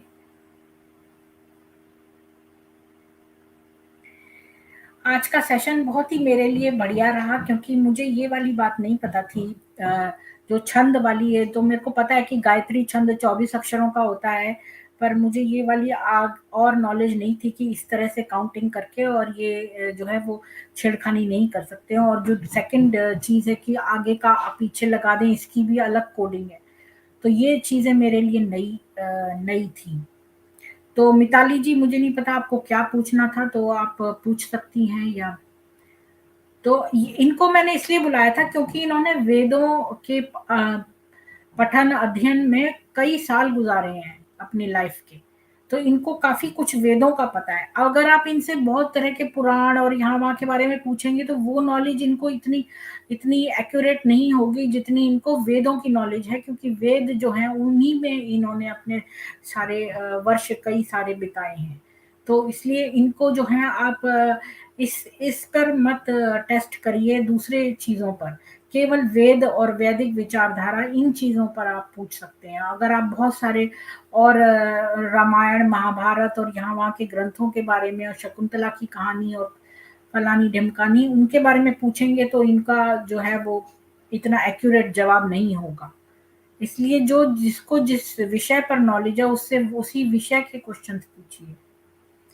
तो जो है अगर आप लोगों को कोई मेरे से बात करनी है तो आप पूछ सकते हैं, वरना मैं इस स्ट्रीम को एंड करती हूँ। और कल मेरी एक पूजा परवीन जी के चैनल पे सीता जी के वनवास के ऊपर एक स्ट्रीम है जो मैं अपने चैनल पे ऑलरेडी कर चुकी हूँ, तो वो मैंने उनके चैनल पे करूँगी। और फिर ट्यूसडे जो है वो हम हमेशा के लिए जो है जैसे करते हैं सनातन सभा करेंगे, उसमें आप सब लोग आके बात कर सकते हैं। तो क्या बोलते हैं, अभी मैं अगर कोई मेरे से बातचीत करना चाहता है प्राइवेट में तो मैं एक लिंक दे देती हूँ। मैंने लिंक दे दिया है, कोई प्राइवेट में बात करना चाहे तो कर सकता है। और आप लोगों का बहुत धन्यवाद सुनने के लिए, और इस वीडियो को ज़्यादा से ज़्यादा लोगों में शेयर करिए। और इसका क्लिप बना के भी आप दे सकते हैं, जहाँ पर ये लोग कहते हैं ना वेदों में मिलावट है, और इन्होंने जो ज्ञान की बातें बताई केवल उन वेदों के बारे में, तो वो आप उसको यूज़ कर सकते हैं इस इन्फॉर्मेशन को उनको आंसर करने में।